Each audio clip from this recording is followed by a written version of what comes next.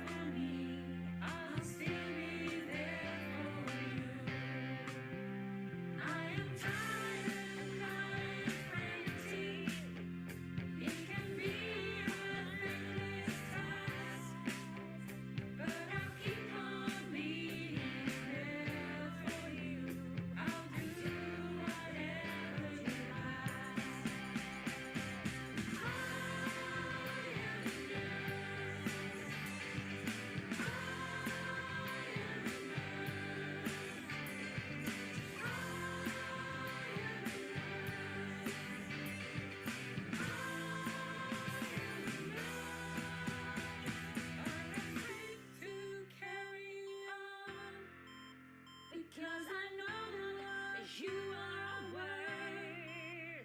Though we are no needs, we're still here to please the most rewarding job on earth.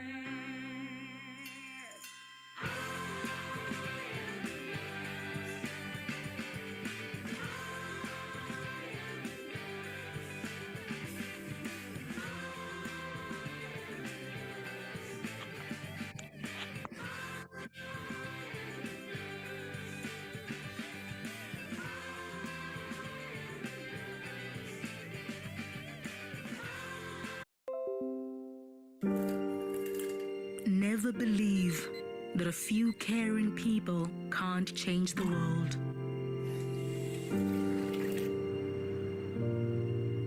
They brave the dark and hold the courage to face the unknown. The city has been especially hard hit by the virus. Citizens have been urged to remain at home. They risk their lives for mine and yours, and are burdened with the worry of their own family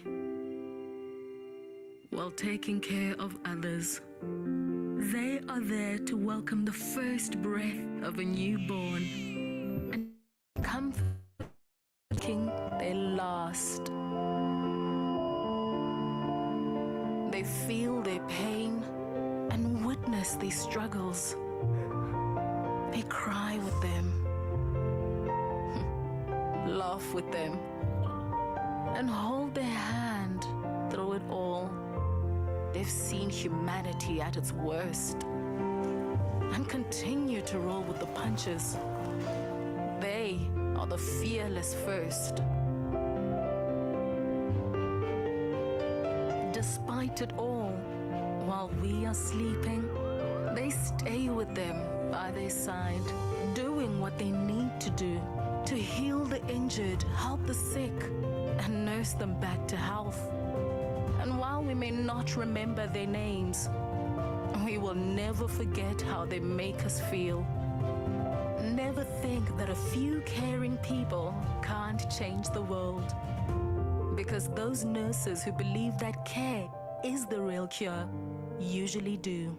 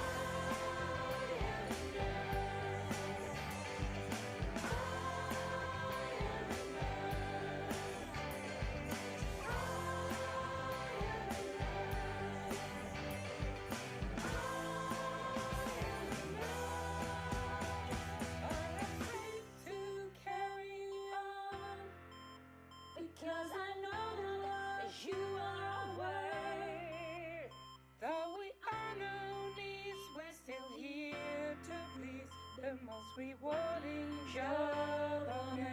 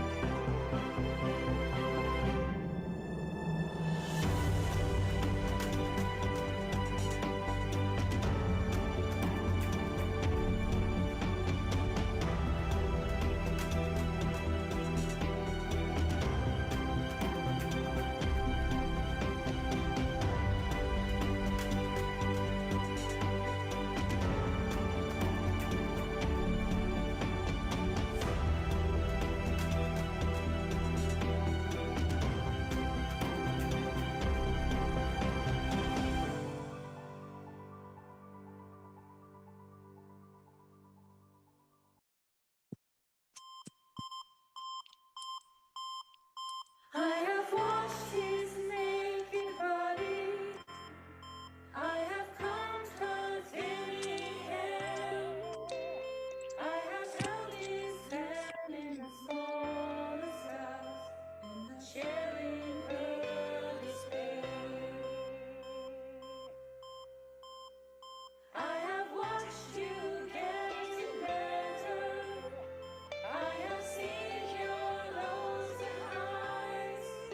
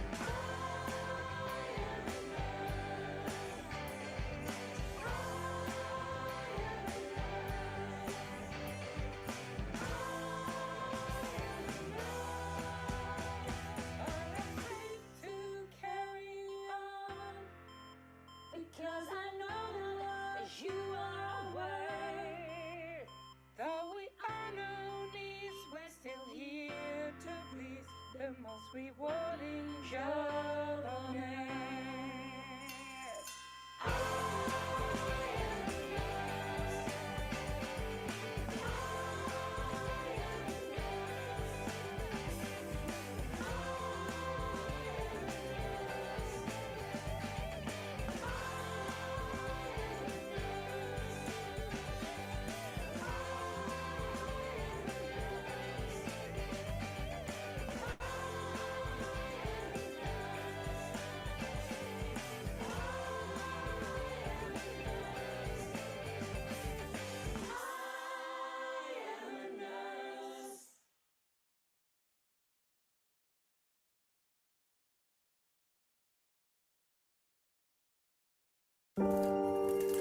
Never believe that a few caring people can't change the world.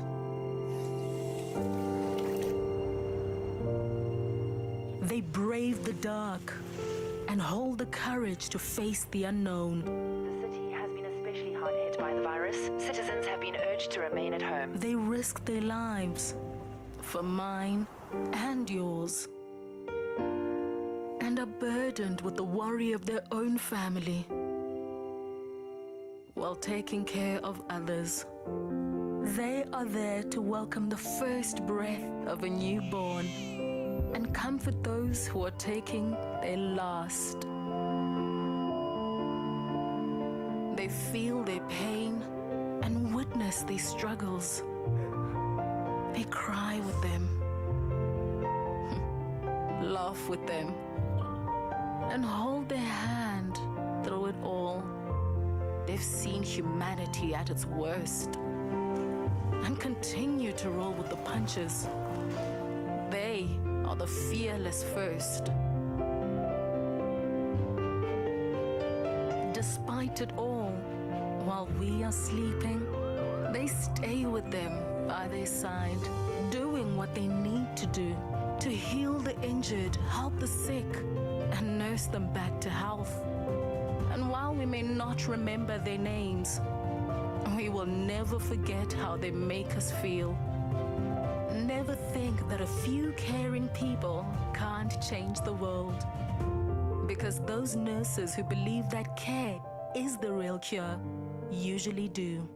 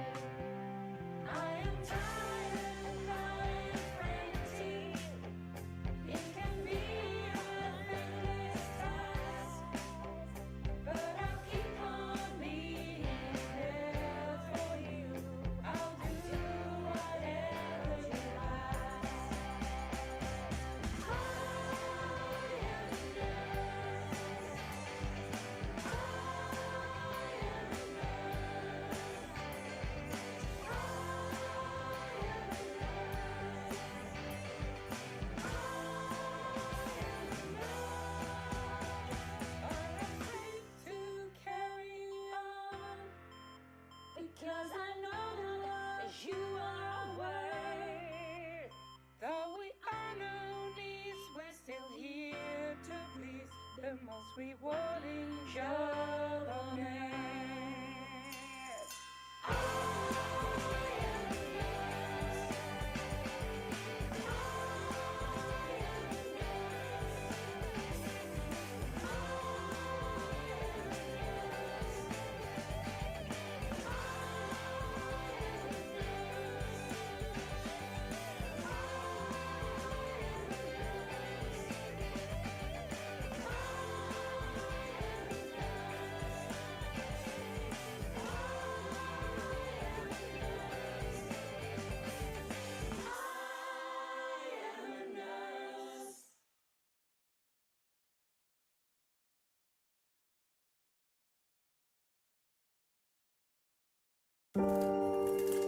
Never believe that a few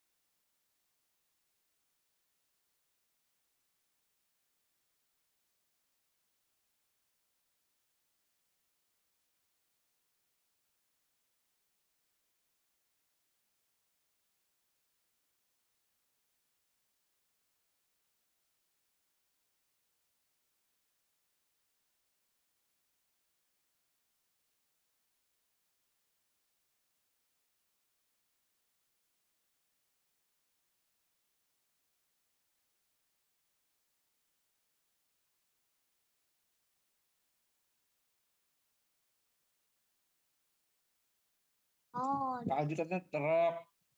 enggak.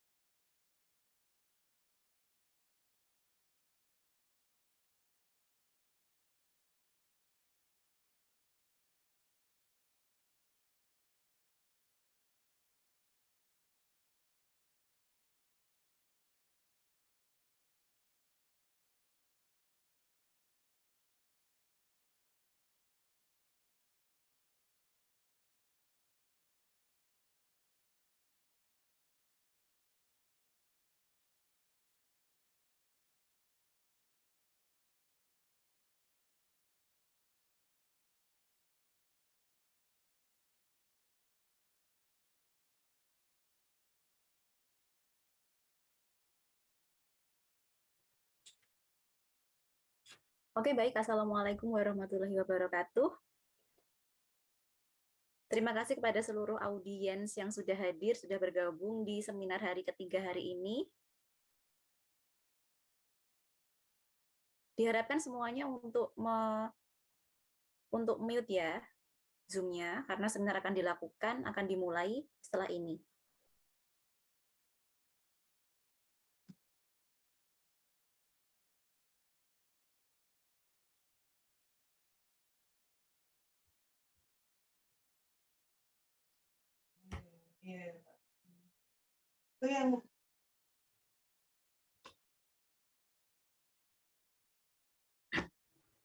Okay, well, to our honorable audience, attention please. The seminar will be held soon.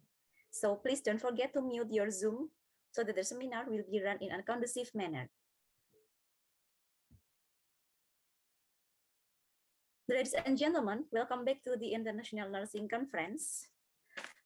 The role of nurse in early detections, handling, preventions, and support for chronic infectious disease system, HIV, TB, and hepatitis, and workshop, the role of nurse is government programs on the preventions of infectious disease, today, May 22, 2023.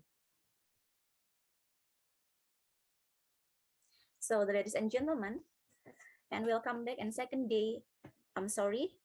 day, or the last seminar till the end of the commit schedule was described by the MC.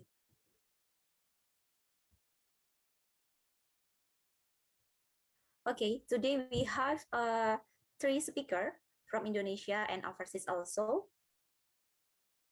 So, as far as I'm concerned, we know that the material are important as the material on yesterday. So keep watching and listening.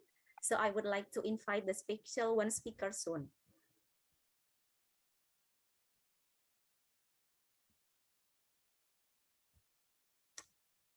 Okay, without wasting the time. So, and the first, we have a speaker from Philippines. So before that, I will to describe his curriculum vitae. Okay, we have a Mr. bin Mohammed bin Manamba Kulintang, registered nurse, licensed professional teacher, and clinical nurse instructor.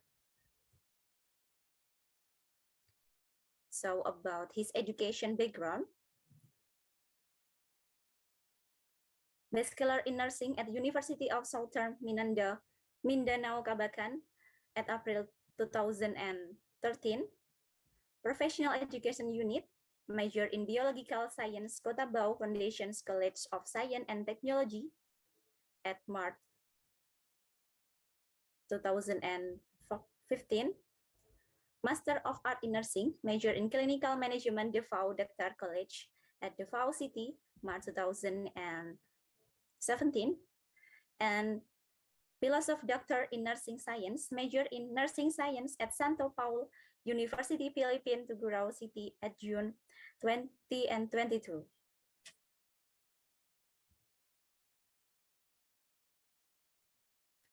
And for the next, he also expert skill at time management, communications, leadership and management, personal mentoring, problem resolutions, can work under pressures with less supervision, and client focused, able to handle medical equipment, record review and keeping, infections control, and critical thinking. So he's certified also at registered nurse at Philippines, licensed professional teacher, certified hospital administrator, both certifications, disease surveillance coordinator, certifications at health care service, and certified Learn Six Sigma Yellow Belt.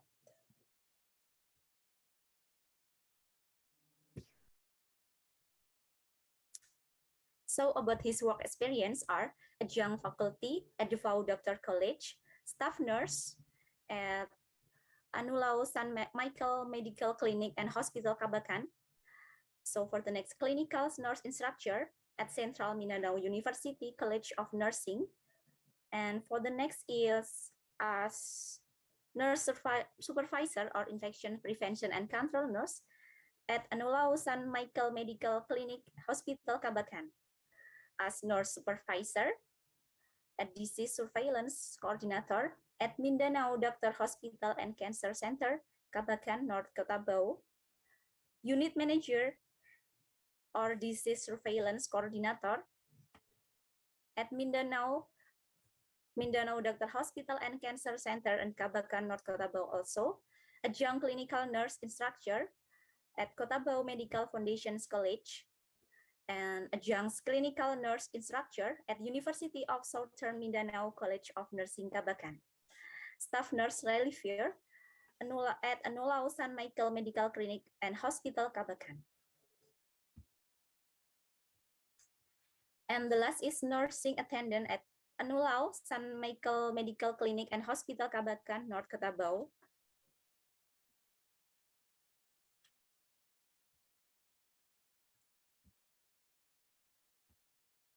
Okay, well, this is all about Mr. Bean curriculum vitae. So in this opportunity, Mr. Bean will be share about his material about wound care of patients on total bed rest with decubitus ulcer. So please welcome Mr. Bean. Okay, hello Mr. Bean. Okay, sepertinya belum bergabung. Hello, good morning. Hello, good morning, Mr. Bean. Okay, are you great today? Hello, good morning, everyone. For a while, I am setting up my presentation. Okay, will we wait?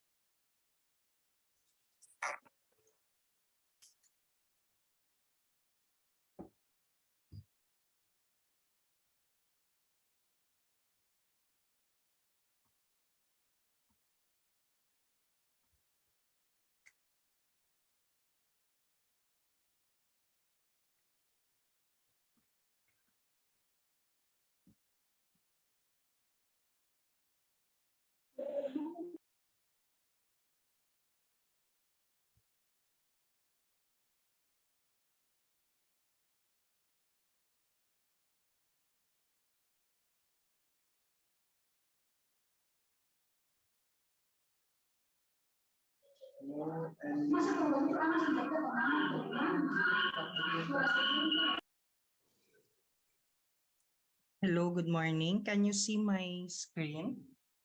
Okay, I see, Mr. Yes, I see.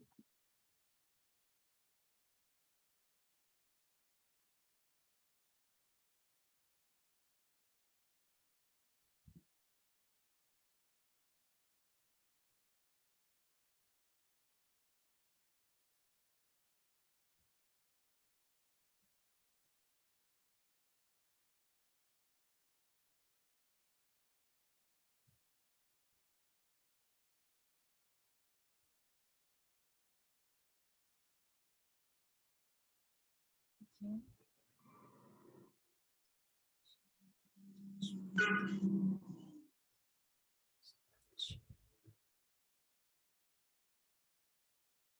Hello, am I audible? Okay.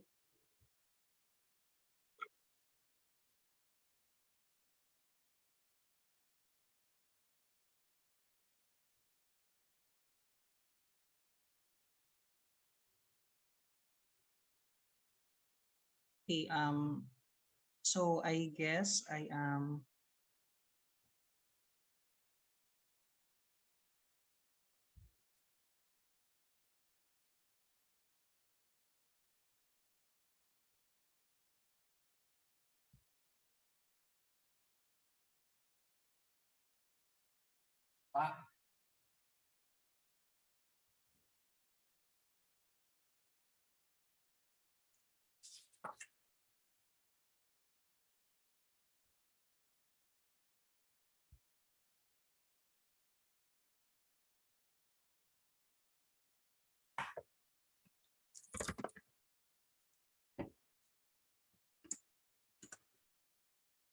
okay. Hello, so good morning, everyone. I am Dr. Mohammed bin Kulintang. I am from the Philippines, and of course, today I will be going to discuss the wound care of patients on total bed rest with decubitus ulcer.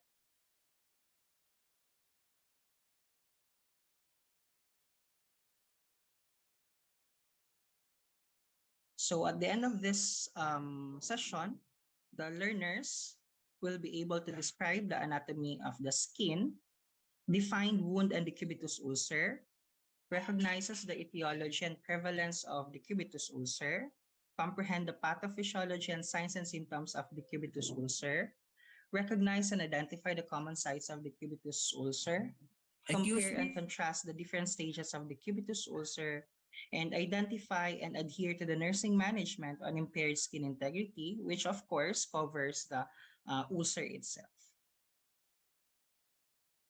So basically, we have here the anatomy of the skin, and knowing that the skin is the largest organ in the body, and it serves as a variety of important functions in maintaining health and protecting the individual from injury. So our skin basically is the first line of defense. So as you can see here anatomically, we have the three layers of our skin. We have the epidermis, the dermis, and the hypodermis.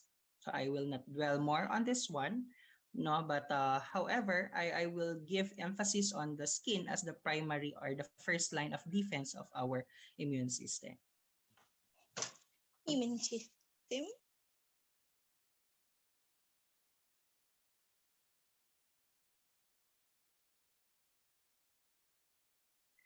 So next is we need to define what is wound. So wound is a destruction of the biological tissue's structural integrity, including our organ tissues, the mucous membrane, and the skin. So this can result from a variety of trauma. Therefore, it's crucial to make sure wounds are cleaned and properly dressed to prevent the spread of infection and more harm. So there are special procedures that we need to know and understand, and that's one of that is the wound dressing or wound care procedure. So next is we have the decubitus ulcer. Patients in the healthcare industry still continues to struggle with pressure injuries and sometimes referred to as decubitus ulcers or pressure ulcers. And since pressure ulcers are frequently preventable, adverse events and as such are viewed as preventable adverse event, a quality indicator for healthcare, they can cause tremendous misery to those who are affected and enormous expenses to society. And the decubitus ulcer also was viewed as preventable adverse events and as such.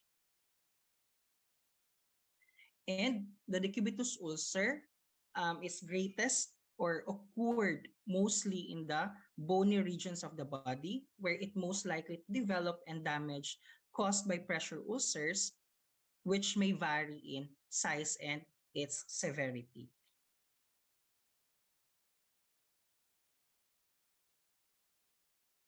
So for the etiology, it is believed that the pressure caused by a person's body weight or the pressure from a medical device over a certain threshold for an extended period of time is what causes pressure injuries are.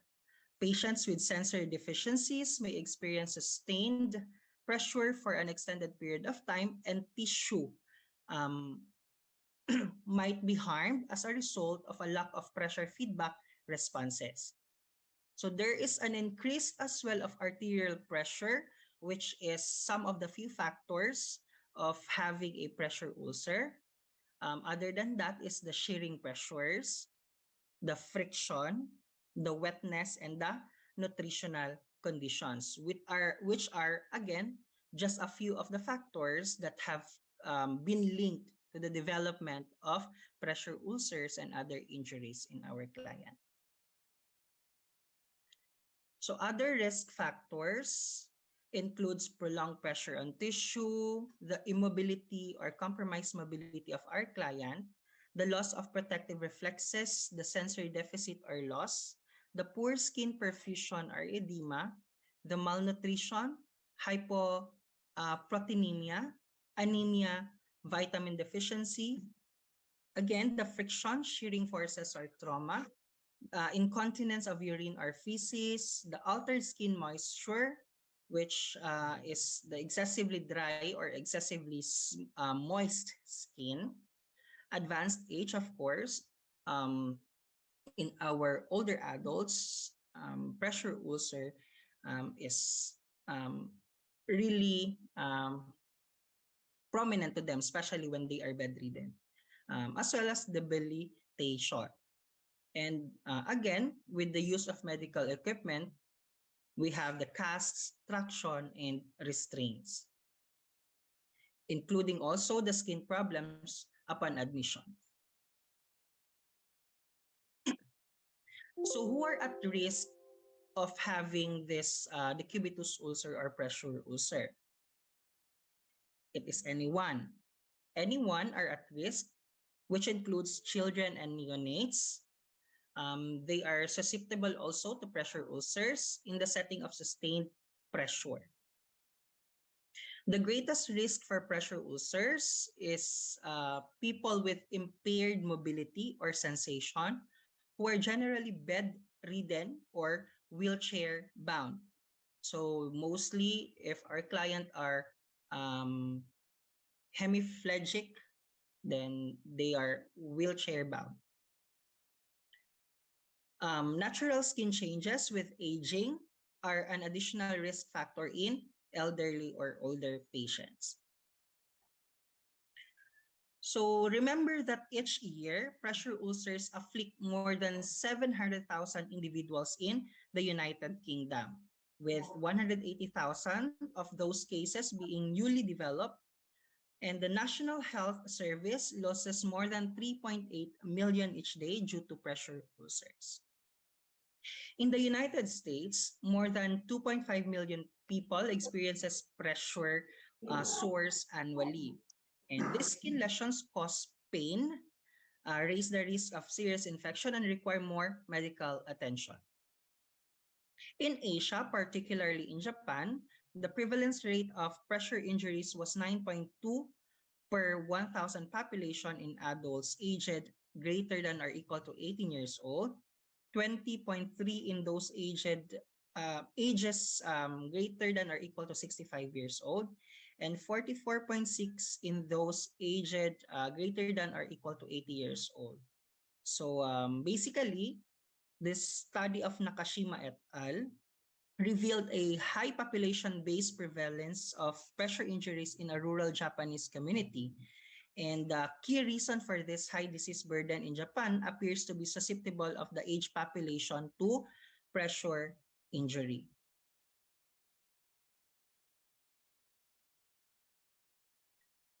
Next is the pathophysiology of the pressure ulcer or your decubitus ulcer. So pressure injuries of the skin and soft tissues are formed when the pressure above a certain threshold causes prolonged tissue ischemia. And eventually, this will lead to necrosis. Injury from reperfusion is also a contributing factor, as the return of blood supply after a period of ischemia can cause the formation of the reactive oxygen species, triggering an inflammatory response in a patient. So In patients positioned at an inclined position, no, if our patient were not being positioned properly, then internal structures such as bone and muscles are displaced downward due to gravity, and which can lead to tissue hypoxia as blood vessels are distorted or flattened. So there are early signs of pressure ulcer.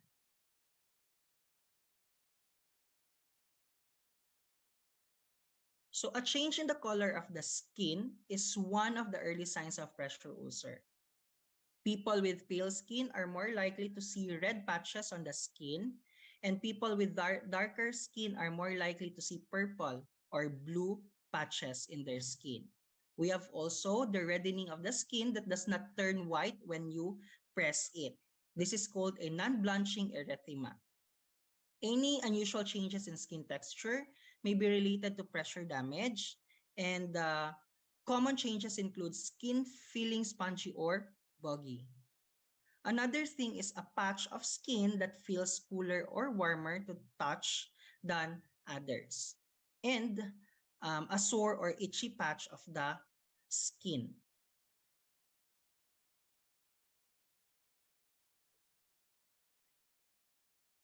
Next is we have the later signs of pressure ulcer. So remember that as a pressure ulcer worsen, they may break the skin, and that an open wound or a deep wound that reaches the deeper layers of the skin will or might occur. A very deep wound that may reach the muscle and bone area of a client is also or will be present as well. So if and only if you have these late signs of pressure ulcer, no, you might get medical advice immediately. This includes the red and swollen skin. If there are pus discharges are coming from the pressure ulcer or wound, if you're experiencing cold skin and a fast heartbeat, severe or worsening pain, and an elevation of your temperature of over 38 degrees Celsius.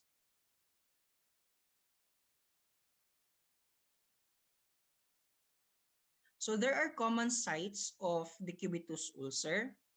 Again, the decubitus ulcer, also called as bed sores or pressure ulcers, are skin and soft tissue injuries that form as a result of constant or prolonged pressure exerted on the skin. So basically, these ulcers occur at the bony areas of the body, such as the following. So as you can see here in the picture, the common sites of pressure ulcers. If the client are lying on bed, the common area includes the occipital protuberance, the scapula, the olecranon, the sacrum, and the calcaneus.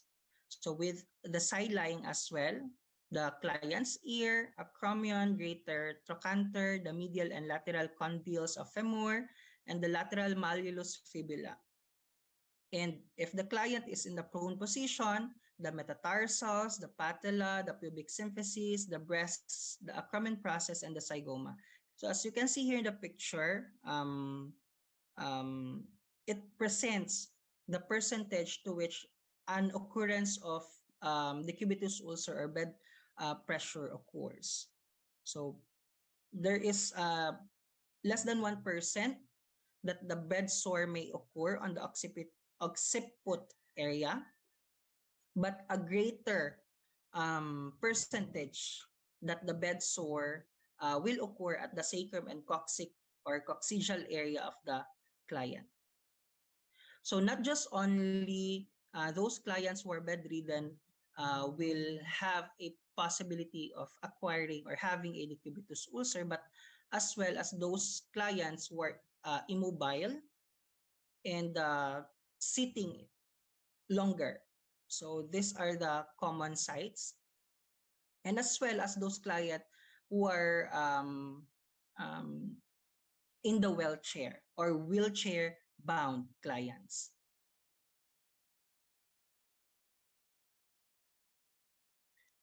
So next is we have the decubitus stages. Okay, so we have the stage 1, the stage 2, stage 3, stage 4. We have also the deep tissue pressure injury and the unstageable. So as you can see here in the picture, with the public health, with the health and social care poster, they use the apple as a counterpart on explaining to the public, the general public, what these stages, what is this decubitus ulcer stages are. First is the stage 1. In the stage 1, there is an intact skin with non-blanchable redness of a localized area, usually over a bony prominence. The bony prominences includes heels, the tailbone, the sacrum, hip bones, elbow, shoulder blades, and the back of the head. There are pain, firmness, softness, or temperature changes that can be noticeable compared to adjacent skin, and darkly pigmented skin may appear differently.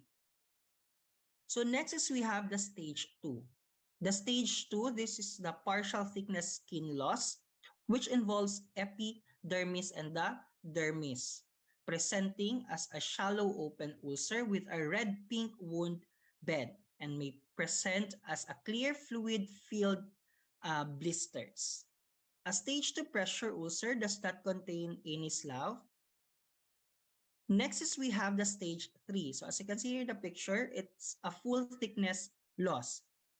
Subcutaneous fat may be visible, but no bone, tendon, or muscle are exposed.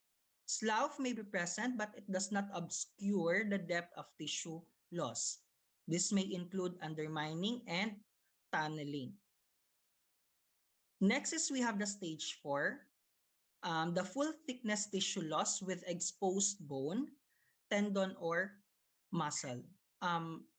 Yes, Devi, you raise your hand.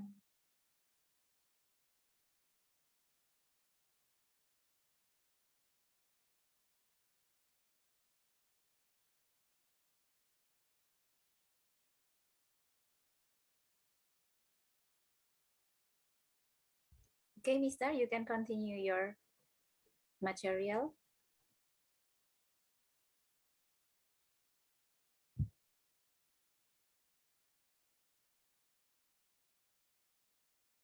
Okay, hello, Mr. Bin.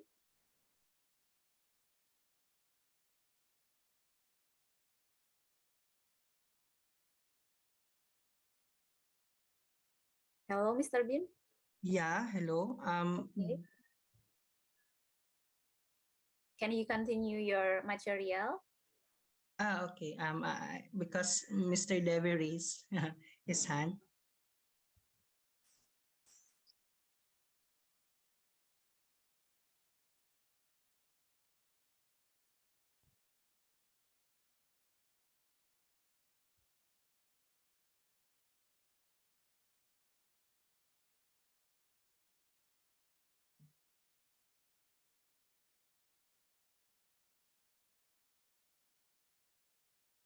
Okay. So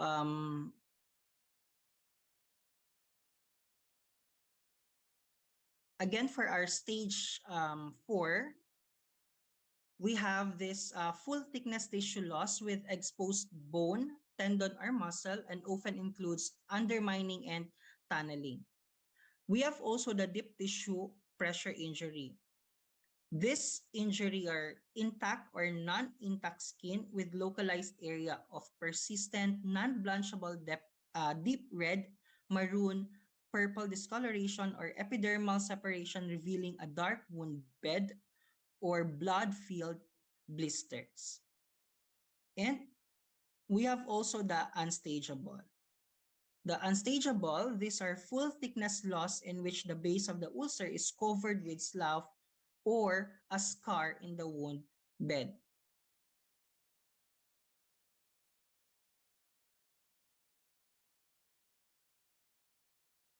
So for the nursing management of the impaired skin integrity, as I've mentioned, the cubitus ulcer is included in the management of the skin integrity.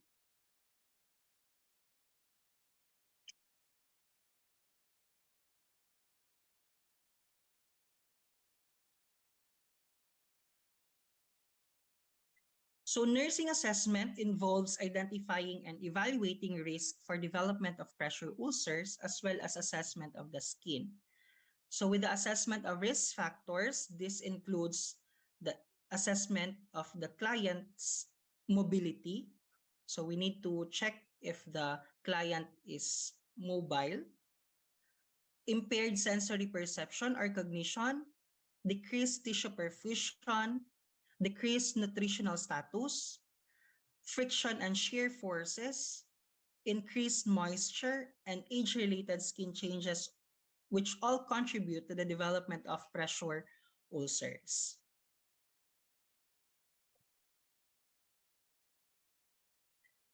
So remember that there are scales that might be used for checking or assessing the level of or the level of occurrence of a certain bed sore to our client. So we may use the Braden scale or the Norton scale to facilitate the systematic assessment and quantification of a patient's risk for pressure ulcers. So these are the specific nursing actions related to assessing the risk of bed sores in our client, evaluating level of mobility, noting the safety and assistive devices being used by our client, which includes the restraints and the splints, and as well as the casts, assess neurovascular status, evaluate circulatory status, and note present health problems.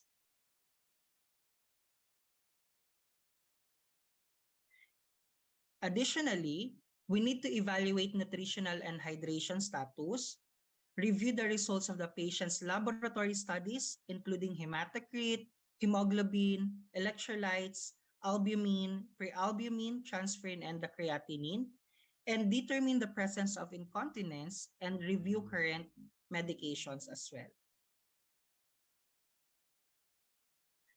So remember that there are several factors place a patient at risk of having a pressure injury or developing a pressure injury.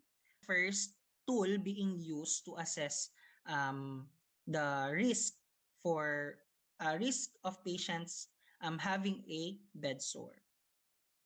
So to evaluate, to use this Norton rating for a certain patient, we need to give scores for client's physical condition, the mental condition, the activity, mobility, and incontinence. And that, indicatively, if the score of the client is below 9 or lesser than 10, the risk of having a bed sore is very high. And so, on the other hand, if the score is greater than 18, then the client's risk for having a bed sore is low. Next is we have this Braden scale assessment tool. So this is another assessment tool that were created in the United States of America. And that the Braden scale is a standardized evidence-based assessment tool commonly used in healthcare setup and document a patient's risk for developing pressure injuries. There are two participants who raised their hand.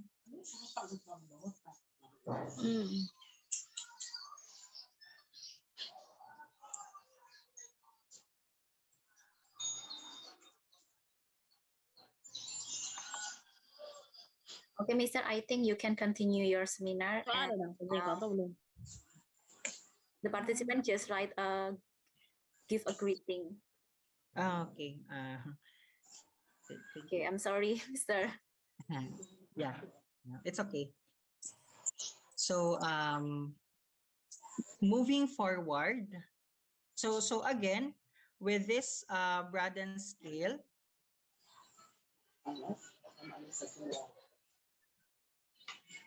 this is a standardized tool that is being used in the healthcare setting. So we are checking the sensory perception, the presence of moisture, or the degree to which the client's skin biar was bekerja di mana-mana exposed tetap bisa. to moisture, the client's activity, mobility, nutrition, and the friction and shear.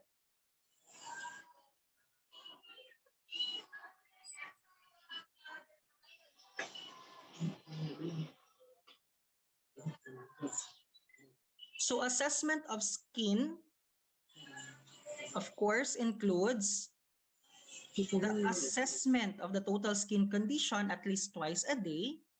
We need also to inspect each pressure site for erythema. We need to assess areas of erythema for blanching response, palpate the skin for increased warmth, inspect for dry skin, moist skin, and breaks in the skin, and we should note some or a possible drainage and odor. So remember that if a pressure ulcer is seen by the nurse must document its size, location, and uses a grading system to describe severity and provides description of the site, because those assessment findings will help us to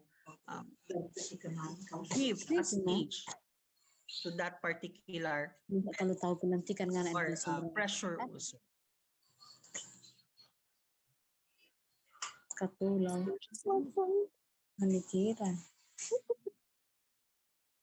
Next is for the nursing diagnosis. Remember that based on the assessment data, nursing diagnosis will commence, and that this includes the risk for impaired skin integrity, and the impaired skin integrity related to immobility, decreased sensory perception, decreased tissue perfusion, decreased nutritional status, friction and shear forces, excessive moisture, or advanced age. So with the planning and goals, remember that the major goals may include the relief of pressure, improve mobility, improve sensory perception, improve tissue perfusion, improve nutritional status, minimizing friction and shear forces, dry surfaces in contact with skin, and healing of pressure ulcer if it is present.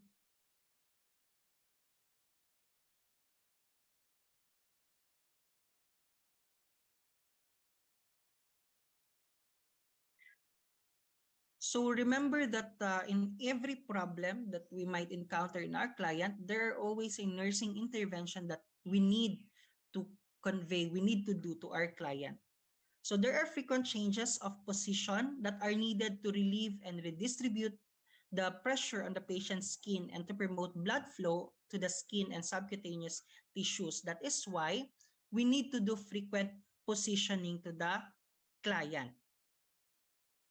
And also, it can reduce the, it can relieve and redistributed pressure on the skin. And also, we can educate and instruct family members at home when doing positioning, because there are certain clients that chooses to be sent to their home, to their respective houses. And so we can educate and instruct the family member or the primary caregiver to do proper positioning of our client. So generally, those who experience discomfort after 30 to 60 minutes of lying are prone, lying prone needs to be repositioned. And the recumbent position is preferred to this over the semi-Fowler's position because of increased supporting body surface area in this position. So we can use the recumbent position.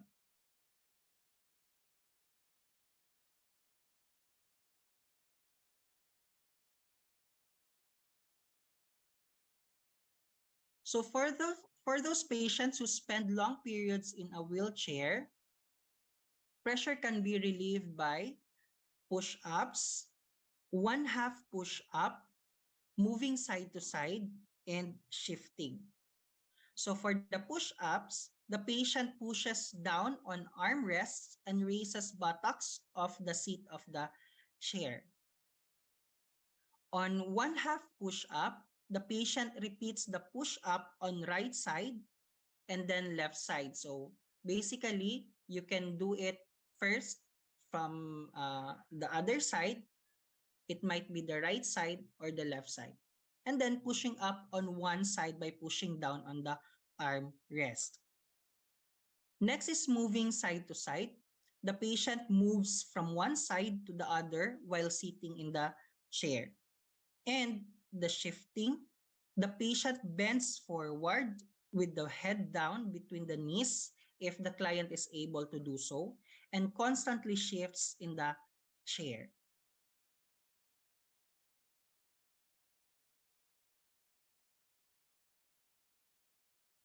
Next is we have improving mobility. The patient is encouraged to remain active and is ambulated whenever possible. So when sitting, the patient is reminded to change positions frequently to redistribute weight. Active and passive exercises increases muscular skin and vascular tone.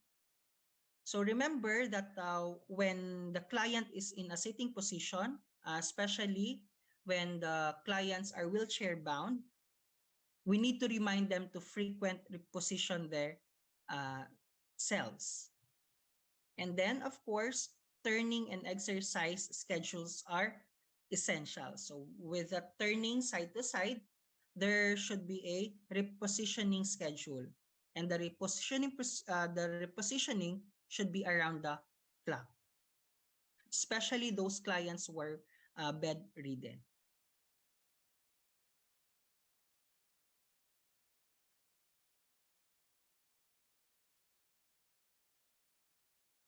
Next is improving the sensory perception.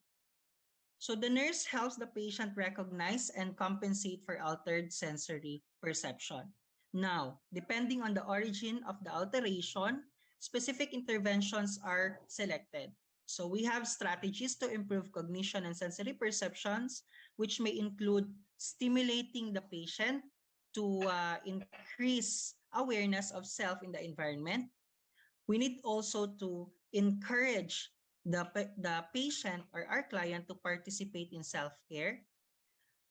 Also, supporting the patient's efforts toward active compensation for loss of sensation.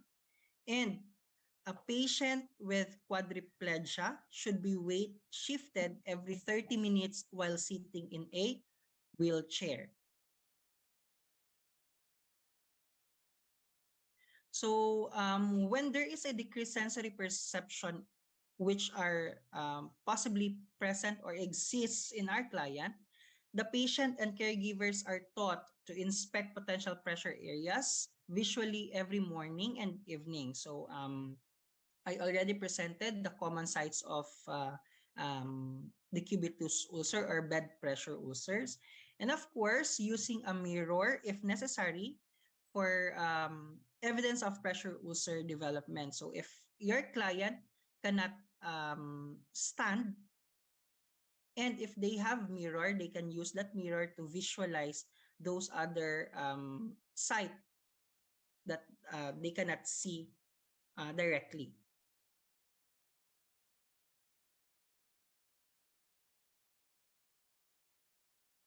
Next is improving tissue perfusion.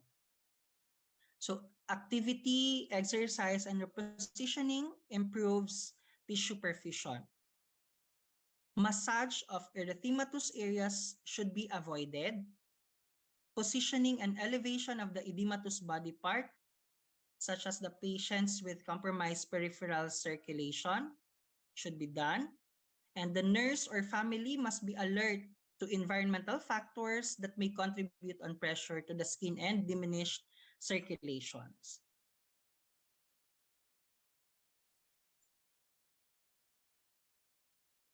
Next is improving the nutritional status. The patient's nutritional status must be adequate and a positive nitrogen balance must be maintained because pressure ulcers may develop more quickly and are more resistant to treatment in patients with nutritional disorders. A high protein diet with protein supplements may be helpful as well. Iron preparations may be necessary to raise the hemoglobin concentration so that the tissue oxygen levels can be maintained within acceptable limits. Ascorbic acid, specifically, of course, it's the vitamin C, is necessary for tissue healing. Other nutrients associated with healthy skin includes the vitamin A, the B vitamins, the zinc, and the sulfur. Of course, with adequate nutrition and hydration as well, the skin can remain healthy and damaged tissues can be repaired. Next is reducing friction and shear. So raising the head of the bed by even a few centimeters increases the shearing force over the sacral area. Therefore, mechanics, we can do the lifting of a client.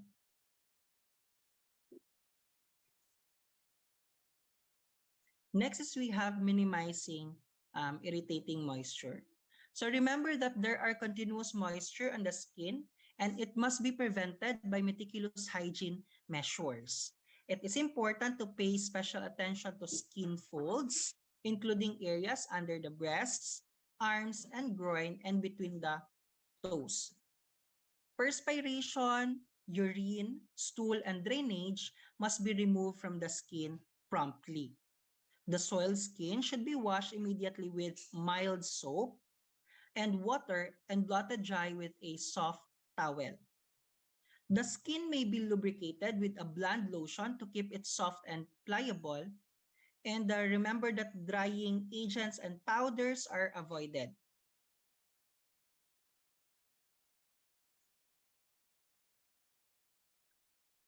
So topical barrier ointments such as your petroleum jelly may be helpful in protecting the skin of patients who are incontinent.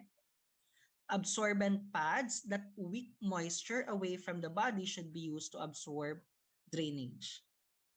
Patients who are incontinent need to be checked regularly and have their wet incontinence pads and linens changed promptly.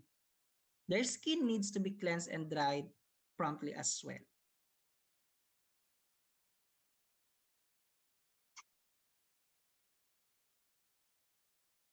Moving forward, promoting pressure ulcer healing.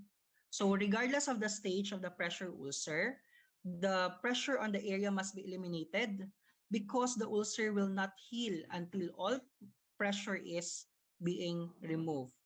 And the patient must not lie or sit on the pressure ulcer even for a few minutes.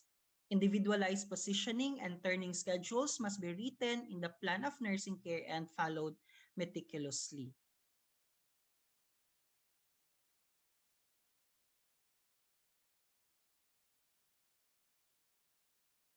So in addition to promotion of pressure ulcer healing, inadequate nutritional status and fluid and electrolyte abnormalities must be corrected. This can help actually to promote healing. Wounds from which body fluids and protein drain place the patient in a catabolic state and predisposed to hypoproteinemia and serious secondary infections. By that, protein deficiency must be corrected as well. Carbohydrates are necessary to spare the protein and to provide an energy source. And as I've mentioned, the ascorbic acid or vitamin C and trace elements, especially zinc, should be given and are necessary for collagen formation and wound healing as well.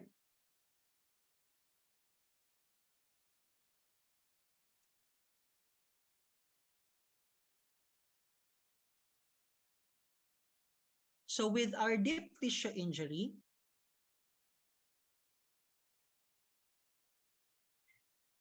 These tissue injuries may evolve rapidly, and immediately pressure relief to the affected area is indicated.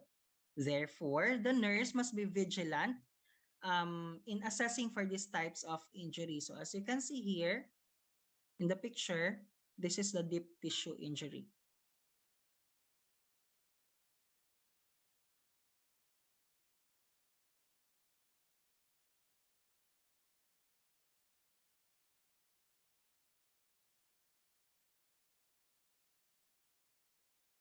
Next is for the stage 1 pressure ulcers. To permit healing of stage 1 pressure ulcers, the pressure is removed to allow increased tissue perfusion, nutritional and fluid electrolyte balance is maintained, and friction and shear are reduced, and moisture to the skin should be avoided. So these are the nursing intervention for stage 1. The pressure must be removed, relieve the pressure, position the client, improve patient's mobility, the sensory perception, the tissue perfusion, the nutritional status, reduce friction and shear, and minimizing irritating moisture.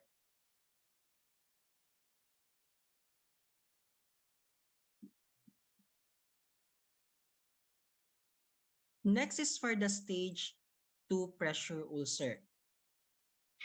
In addition to measures listed for stage 1 pressure ulcer, a moist environment in which migration of epidermal cells over the ulcer surface occurs more rapidly, and it should be provided to aid wound healing.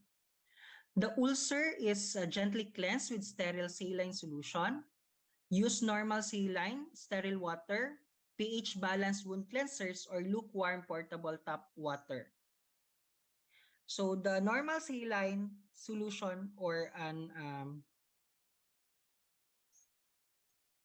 irrigating without a preservative is recommended for wound cleansing due to its non-cytotoxic effects in the wound. Although wound healing and infection rates as well as bacterial burden have not been found to be different when normal saline is used as an irrigant as compared to tap water.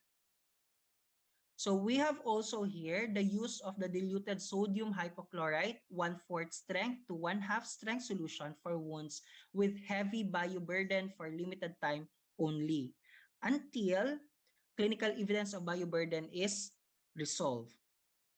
So for wounds with heavy bacterial burden, stronger wound cleansing solutions may be used of various dilutions for limited periods of time until the bacterial burden or biofilm is controlled.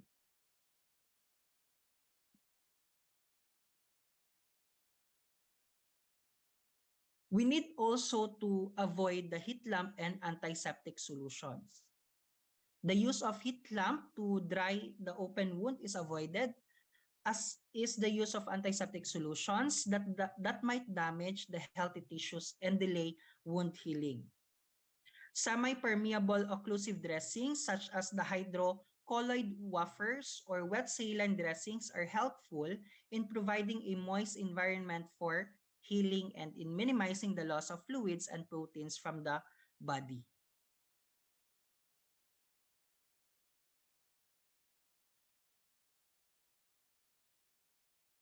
Next is the nursing intervention for stage 3 pressure ulcer. So with this stage 3 pressure ulcer, it is characterized by extensive tissue damage, including sloughing, tunneling, and undermining. So given the extensive damage to tissue and necrosis that characterize stage 3 pressure ulcers, they must be cleaned, or a debridement must be done to create an area that will heal in addition to the measures listed for stage 1 pressure ulcers. The necrotic devitalized tissue favors bacterial growth, delays granulation, and inhibits healing. The wound cleaning and dressing are uncomfortable. Therefore, the nurse must prepare the patient for the procedure. So we need to we need to instruct the client and we need to give information regarding the procedure we may give to them. And that with the stage 3 pressure ulcer, we will be giving prescribed analgesia.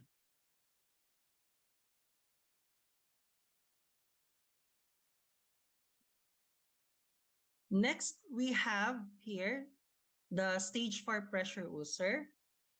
So with this stage 4 pressure ulcers, of course, measures on stage 3 can be used, but the surgical interventions are required for this extensive pressure ulcer.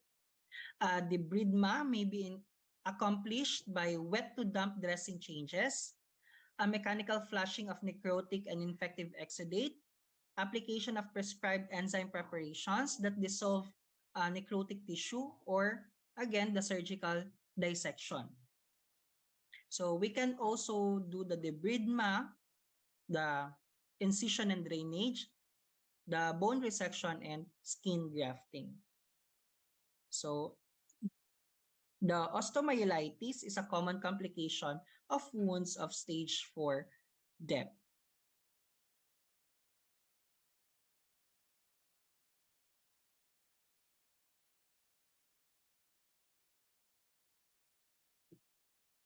Next, we have here the unstageable ulcer. So remember that if a scar covers the ulcer, it is removed surgically to ensure the wound is clean and vitalized. So exudate may be absorbed by dressing or special hydrophilic powders, beads, or gels, and cultures of infected pressure ulcers are obtained to guide the selection of antibiotic therapy. So after the pressure ulcer is clean, a topical treatment is prescribed to promote granulation. New granulation tissue must be protected from reinfection, drying, and damage, and care should be taken to prevent pressure and further trauma to area. Dressing, solutions, and ointments applied to the ulcer should not disrupt the healing process.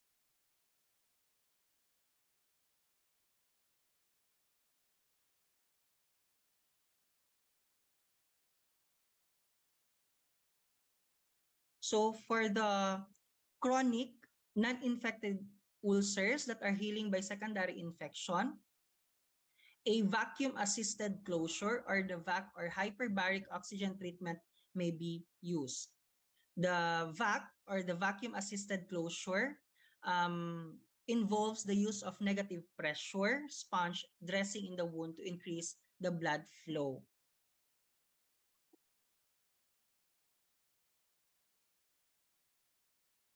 So to recap, we have different stages here. The stage 1, we have the stage 2, 3, 4, the unstageable pressure injury with the sloughing and scar, and the dark scar. So actually, there are multiple agents and protocols that can be used to treat pressure ulcers. And but however, consistency is an important key to have a successful intervention or treatment of our bed sores. And of course, for the monitoring, especially when we are on, we are checking the improvement of our intervention. The improvement of the bed sore and its reaction to the intervention that we did to our client, then we can do actually a photograph. We can take a picture so that we can compare the healing process from day 0 to the present time.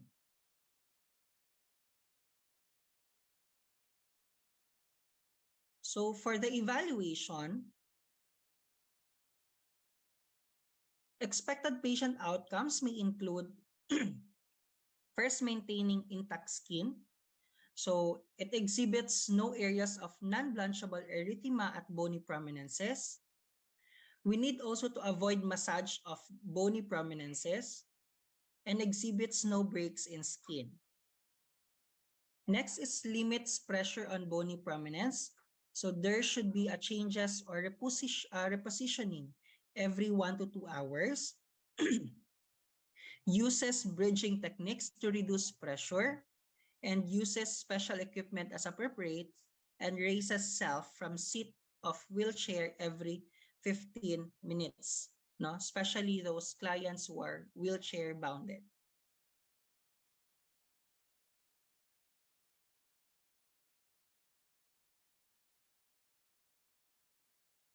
So next is increases mobility. We need to perform range of motion exercises, especially when our client is bedridden. We can do that one. We need to adhere to turning schedule, as I mentioned a while ago, in doing a plan of care. We need to integrate the schedule on repositioning if it's every 1 hour or 2 hours. And advances seating time as tolerated. So next is improve sensory and cognitive ability. Demonstration of improved level of consciousness. Remembers to inspect potential pressure ulcer areas every morning and evening. And as I've mentioned, in the absence of a healthcare provider or a peer, we can instruct the client to use mirror. Next is demonstrates improved tissue perfusion by doing exercises to increase circulation and elevates body parts susceptible to edema. Attains and maintains adequate nutritional status. We need to verbalize the importance of protein and vitamin C that should be integrated in diet. Eating diet high in protein and vitamin C, exhibits acceptable levels of hemoglobin, electrolyte, prealbumin, transferrin, and creatinine. Next is in avoiding the friction and shear. We need to avoid semi-reclining positioning. Uses heel protectors when appropriate. Lifts body instead of sliding across surfaces. So as I've mentioned, if transferring the client from one to another, from one place to another, or from bed to bed, we need to use other supplies, equipment and supplies, so that we can facilitate the transfer of our client. And so if in the absence of those equipment, then we can use the draw sheet to transfer our client and lift the client from one to another. And then we need also to maintain clean and dry skin. Avoids prolonged contact with wet or soiled surfaces, keeps skin clean and dry, and uses lotion to keep skin lubricated. So what the expert says. So again, this is a poster from SAGE, which includes the clinical guidelines, pressure ulcer prevention from NPUAP. Again, it is mentioned here as well. The repositioning should be undertaken to reduce the duration and magnitude of pressure over vulnerable areas of the body. So those common sites of bed sores or decubitus ulcer. The use of repositioning as prevention strategy must take into consideration the condition of the patient and the support surface in use. Avoid subjecting the skin to a pressure and shear forces, and repositioning should be undertaken using the 30-degree tilted side-lying position. So there are also here from the WOCN guideline for prevention and management of pressure ulcers, reducing risk of developing pressure ulcers, and as well as the management of incontinence, and they included the education as well. So under the education, we can educate patients, caregivers, and healthcare providers involved in the continuum of care about prevention, treatment, and factors contributing to recurrence of pressure ulcers. Areas to be addressed should include positioning and use of support surfaces. So actually, the things that we need to do to prevent the reoccurrence of the bed sore or the cubitus ulcer are being discussed on the evaluation portion of the presentation. And so if we do those things, then we can lessen the degree of the reoccurrence or percentage of the reoccurrence of the pressure ulcers. So again, with the Hartford Institute for Geriatric Nursing, turn and position bed-bound clients every 2 hours, use of a 30-degree lateral side-lying position, do not place client directly on their trochanter. So we can also use the towel rolls to put on those sites that are commonly the common sites of having bed sores or pressure ulcers. So same with the Hartford Institute of Geriatric Nursing, that the sacrum or the sacral area are the most prominent site for pressure ulcer. And for the Registered Nurses Association of Ontario, repositioning client every 2 hours and a 30-degree turn to either side is recommended to avoid positioning directly on the trochanter.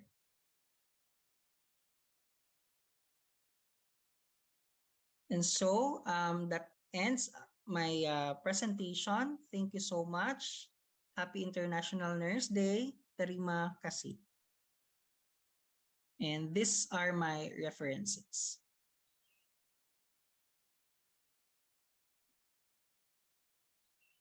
Okay, well, thank you, Mr. Pin. This is a nice, amazing presentation about a wound care. Thank you. Okay, I think could to rest for a while or a little while, and we'll be waiting for the questions from the audience.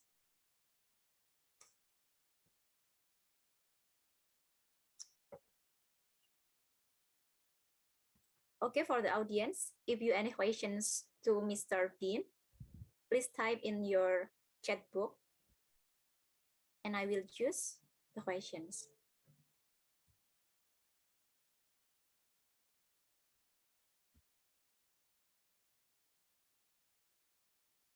Oke, silakan yang mau tanya tentang materi perawatan luka, bisa langsung ditulis di kolom meeting chat ya.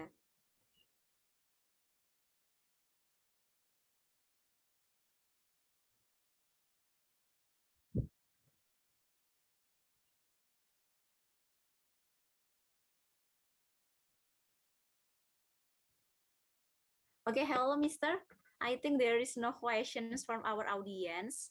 And I think my audience are to understand about your presentations. Thank you so much. I see here Sriyani Timbawa raise his or her hand. Okay, Miss Sriyani Timbawa, any questions to Mr. Pin about wound care patients or wound care pressure ulcer?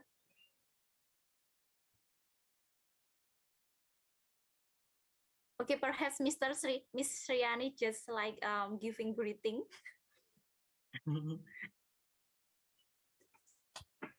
Okay, Mister.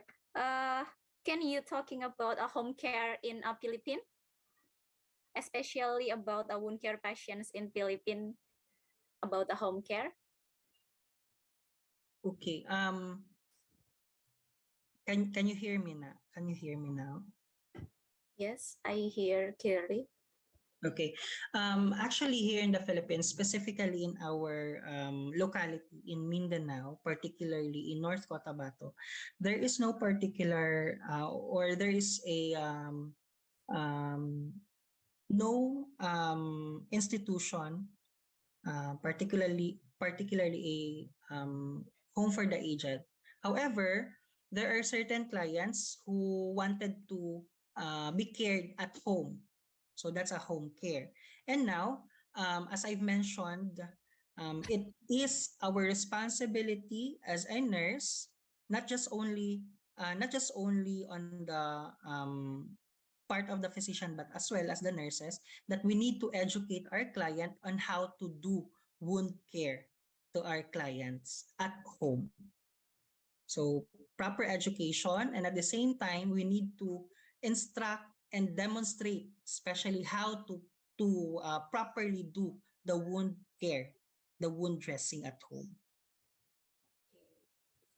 Okay, Mr. Sorry, there is a question from Miss Iin. Is the treatment same as a burn? Burn wound. Okay. Yeah. Thank you so much, Miss Ian. In the context of burn, actually, there are stages that are being used, or a tool or assessment being used to burn patients, and for those clients who are experiencing bed sores. And so there are different assessment and at the same time treatment. Um, um, in burns particularly, there are these ointments that they are using to treat the burn. But in the context of immune system, again, the cubitus ulcer and the burn, it still the skin is still included, and that again, skin is the primary or the first line of defense when it comes to immunity. Okay, thank you, Mr. Okay, there is any questions? How much HIV case in Philippines? It's from Mr. Elroy. Yeah, thank you, Mr. Elroy. I guess I am not the right person to answer that one, because primarily my topic is about wound care. But however, just a brief background of the cases of HIV. I guess it's not only in the Philippines, but in the whole world, that are still increasing case of HIV. And so with researches that our researchers are doing, maybe perhaps this rising of number or cases of HIV might be controlled or decreased sooner or later. Okay, thank you, Mr. Okay, that's to appreciate for Mr. Bean.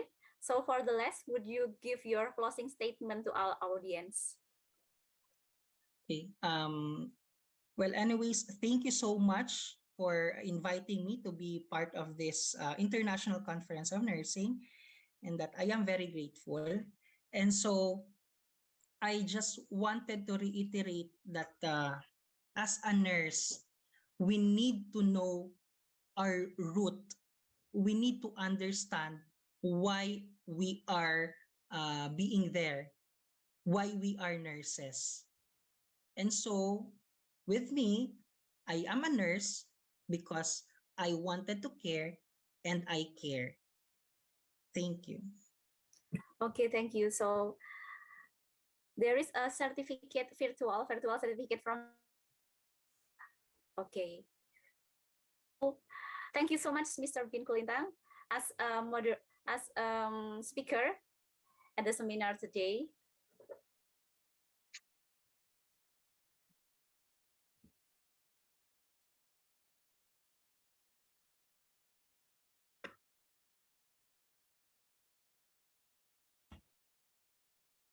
Okay, Mr. Thanks so much and bye-bye. Thank you so Thank you, much. Shelby. Have a nice Thank you so much. Bye-bye.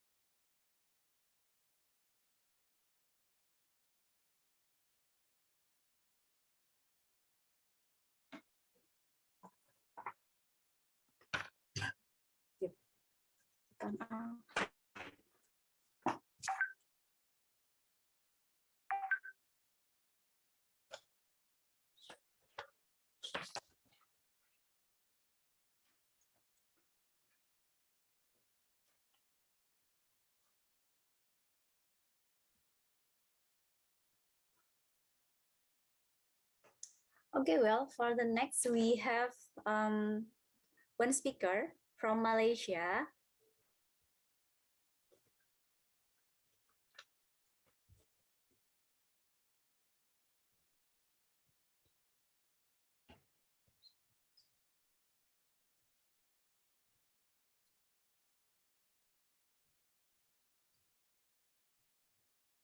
Oke, baik kepada seluruh peserta seminar yang saya hormati. Selanjutnya kita masih ada pembicara dari Malaysia, yaitu Profesor Dato Dr. Harikrisna Raga van Nair. Okay, before that, I will describe his curriculum vitae. Profesor Dr. Professor Dato, and right now he is head and hospital Malaysia, National Advisor Primary Health, Professional Institute of Health Management Vienna, Austria, National Advisor Primary Health Ministry of Health Malaysia, Adjunct Professor Department of Surgery at Institute of Medical Science, Bandar Hindu University, India, Adjunct Associate Professor Research at Perdana University, Malaysia, Chairman, Pressure Injury Prevention Committee at Kuala Lumpur Hospital, Malaysia, Wound Care Coordinator, Wound Care Committee at Kuala Lumpur Hospital, Malaysia, Advisor Post-Basic in Wound Care Management Curriculum Committee, Training Management Division, Ministry of Health, Malaysia, member of Patient Safety Goals Committee, Kuala Lumpur Hospital, Malaysia, and Malaysian Standard Quality in Healthcare, Surveyor, Pioneer in Quality Surveys of Health Clinic and Centers. And the last, as Advisor Medical Device Unit, Medical Development Divisions, Ministry of Health, Malaysia. So about his career history of Prof. Harikrisna, Head and Wound Care Consultant, Wound Care Unit, Department of Internal Medicine Science, and Course Director of Certificate in Clinical Wound Care at Asian Wound Care Association, Executive Director of the College of Wound Care Specialists, Head Diabetic Food Care Unit at South Asia, and work under the purview of Director of Kuala Lumpur Hospital and set up the Occupational and Safety Health Unit as the first senior occupational health doctor in 26. Deputy head of Outpatients Department, start the Diabetic Food Care Bulletin in 2000 and was the editor, instrumental in starting to journal in Asia as the editor and chief namely the Wound ASEAN Journal with Wounds International and the Journal of Wound Care, Sitorus supplementing at 2018 and 2019 respectively, member of international partner organizations of European Wound Management Associations, and instrumental initiating the collaborations with the Wound Canada, Wound Australia, and the New Zealand Wound Care Society. And the qualifications of Prof. Harikrisna are M.D. from the National University Malaysia, Occupational Safety Health from National Institute, Occupational Health Doctor under the Department of Occupational Safety and Health, Certified Medical Impartment Assessor, Certified at Good Clinical Practice,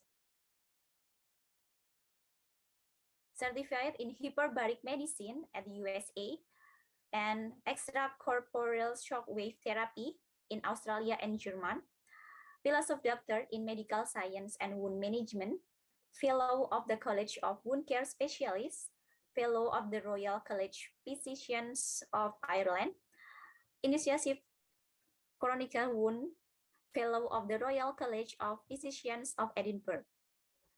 And there is any grant at the first at Committee Pharmacy, apps for data collections, biotherapy, photobiomodulation, stem cell with cell therapy, and there is any awards, amazing award.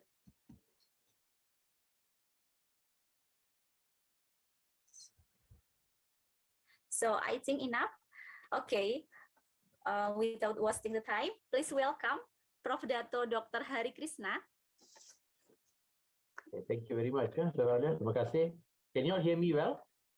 Okay, I hear so clearly, Mr. Okay. This will be my lecture today. I will.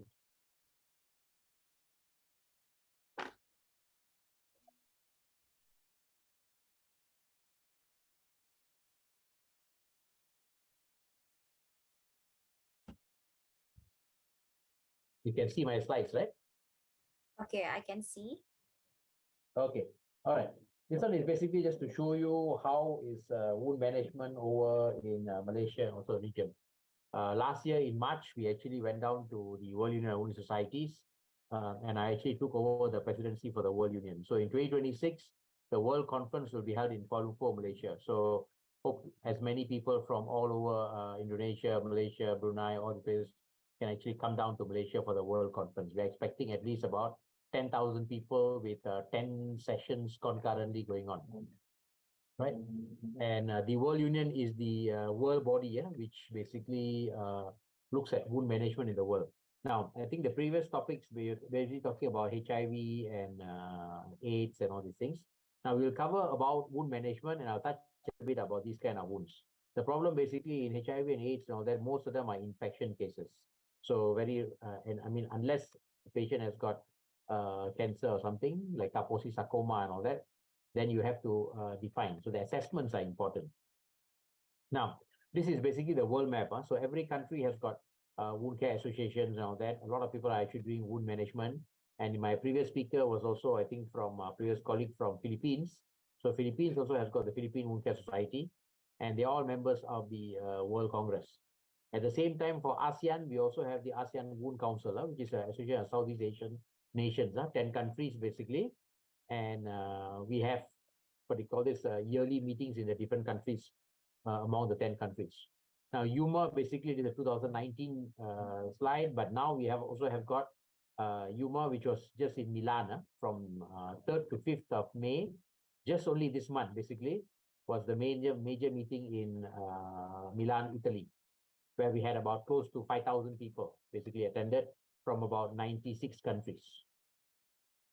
Then we have got Wounds Australia, Wounds Canada, the New Zealand Wound Care Society. We have got SAWC, which is in the US, basically. So quite a number of conferences around. Huh? And then in Malaysia, basically, this is Kuala Lumpur, the capital of Malaysia itself, and the Twin Towers you can see with the KL Tower at the side. All right. This is the hospital that I work in. Kuala Lumpur Hospital basically is a 2,500 bed hospital. This is only one section. This is only the specialist clinic. That means it's only the bagian complex pakar dan rawatan harian. That means where we have the, what we call this, wound care center itself. And then we also have the major hospital itself, basically, which is one for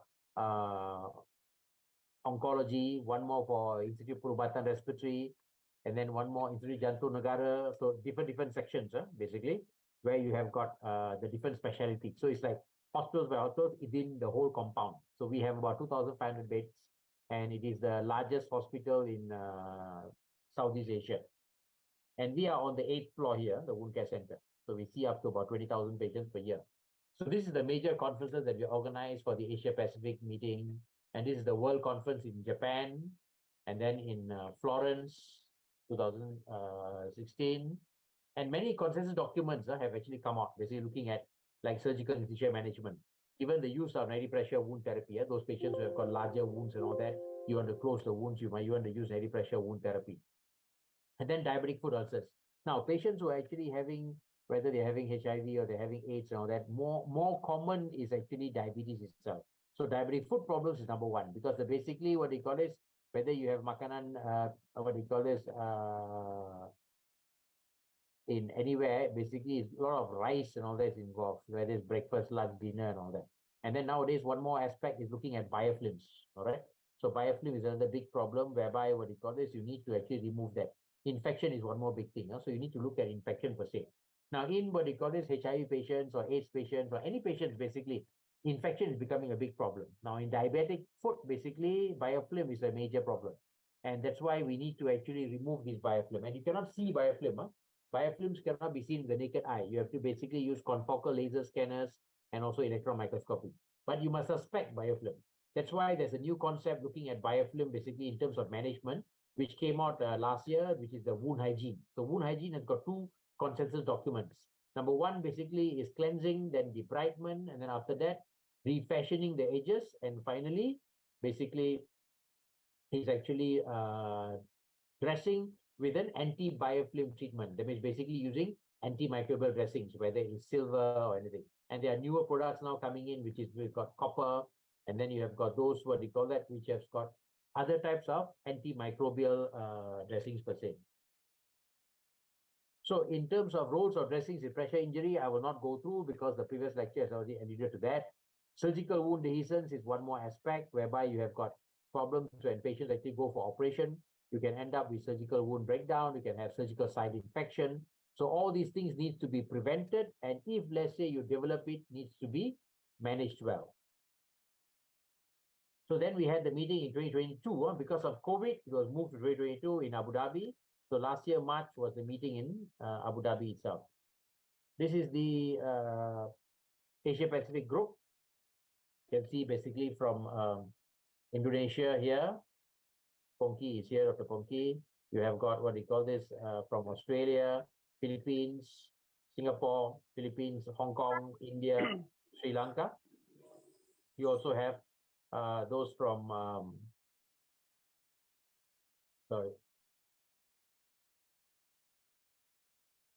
those from Japan, China, Thailand, Hong Kong. This is a Japanese president for 2012. French president 2004. Dr. Teddy is here from Jakarta also. Okay, from Cipto Mongoso Hospital. All right, and also Yorenko. Okay, so we had a World Wound Care Day on 18th of October, which we celebrate every year. Like now, we're celebrating World Nurses Day. So happy Nurses Day. Selamat Hari Jurawat kepada semua orang. This is the, what do you call this, MOU that we had between the World Union and also the Ministry of Health. We went to Borneo, where we had the conference basically. Also, what do you call this? This was the biotherapy conference looking at therapy lalat bersama dengan what do you call that, lintah, which we are actually doing now. This was in Borneo, and then we moved off to what do you call this, the Wounds Malaysia conference. And if you look at wound care in Malaysia, basically macroscopic and microscopic perspective. Microscopically, we have got a wound care committee set up in July 2009 under the Kementerian Kesihatan Malaysia. All right, and you got all the specialties. You've got nurses, you've got orthopedic, plastic, rehab, vascular, wound care, all of them in one group. And one of the things we came out with the 10th circular of the DG's office. So there was a wound care policy, formation of wound care committee. So now we have got 147 hospitals and 634 clinic kesihatan, which has got wound care. We also got training, so we start post-basic in wound training, all that. So a lot of things, basically, where you have got nurses-led trainings, basically for wound management, 6 months training. You even got a postgrad diploma and also masters and PhD. And we have a manual on wound care, which we actually look at on how to refer, how to diagnose, when to refer. And we talk about a multidisciplinary team approach. The multidisciplinary team approach involves basically doctors and nurses working together, different specialties and all that. Even nurses also sometimes, what they call it, you can specialize in different fields, and you actually can manage these patients. So it's important. It can also be a ID physician, basically looking at types of infection, what antibiotics should be used.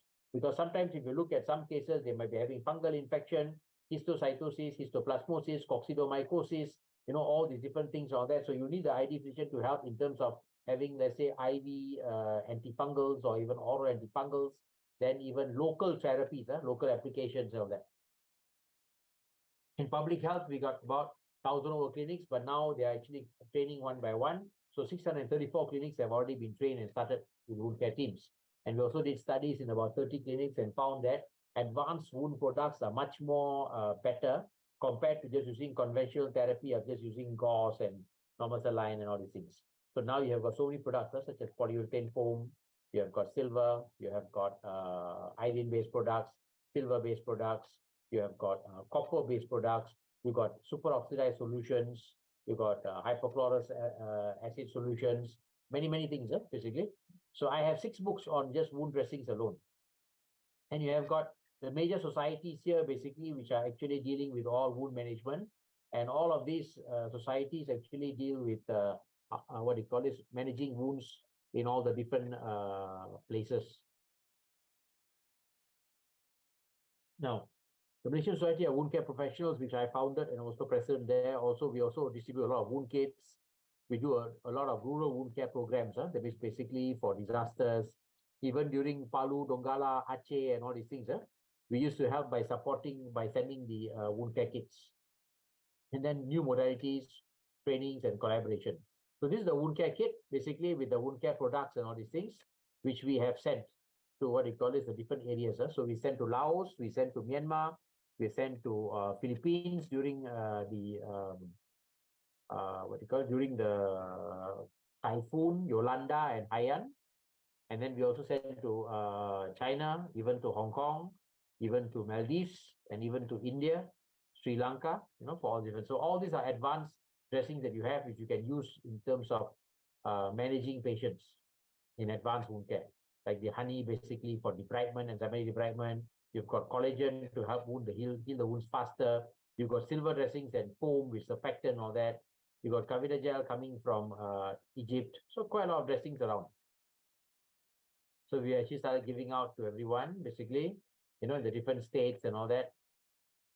All right. Then even during the floods, basically, a lot of products basically was what you call that destroyed.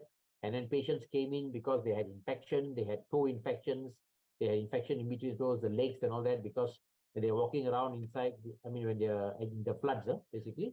So many of them mendapat luka. And that's where we manage the wound. In the explosion, basically, in the hospital Sultan Aminah in Johor Bahru, basically, there was an explosion there. Patients had burns and all that. So we sent the ReCell device. ReCell device is something that actually can take a part of the tissue and form like a skin over that area. Then Maldives, basically, all right, we had a team from Maldives which came for attachment to our hospital, and then they set up the wound clinic over there, all right. And you can see these are the Maldivian nurses, this is the uniform for the nurses and their doctor there. Right. And then Tacloban in Philippines, basically because of the typhoon and all that. The other one, there was a shrine, there was a bomb blast in Thailand, Bangkok. Then other places like Solomon Islands, right? India, we actually set up a wound ward in the Sudarsono Hospital in Benares University. And we basically supported in terms of wound management in that particular ward.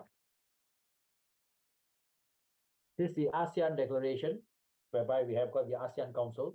So the ASEAN Council, basically what they call it, has got 10 countries inside here. So we've got a whole group of people. One more person who's missing is Dr. David, Professor David from Airlangga University, daripada Surabaya. He's also one more person who is a member of the Wound Care Society, and also for the ASEAN Wound Council. So this was the first meeting in 2018. After that, we had a meeting in Vietnam, in Thailand, in Indonesia last year, and this year will be in Philippines. Okay. Then we had it in Laos. So Laos was basically what we call this, when we had the dam collapse there. So we sent the kids over to Laos. And this basically was during the program in Lombok, Palu, Donggala, and all that. And we have got the ASEAN Expert Group Plus, all right, the management of diabetic foot wounds. So diabetic foot is a big problem now.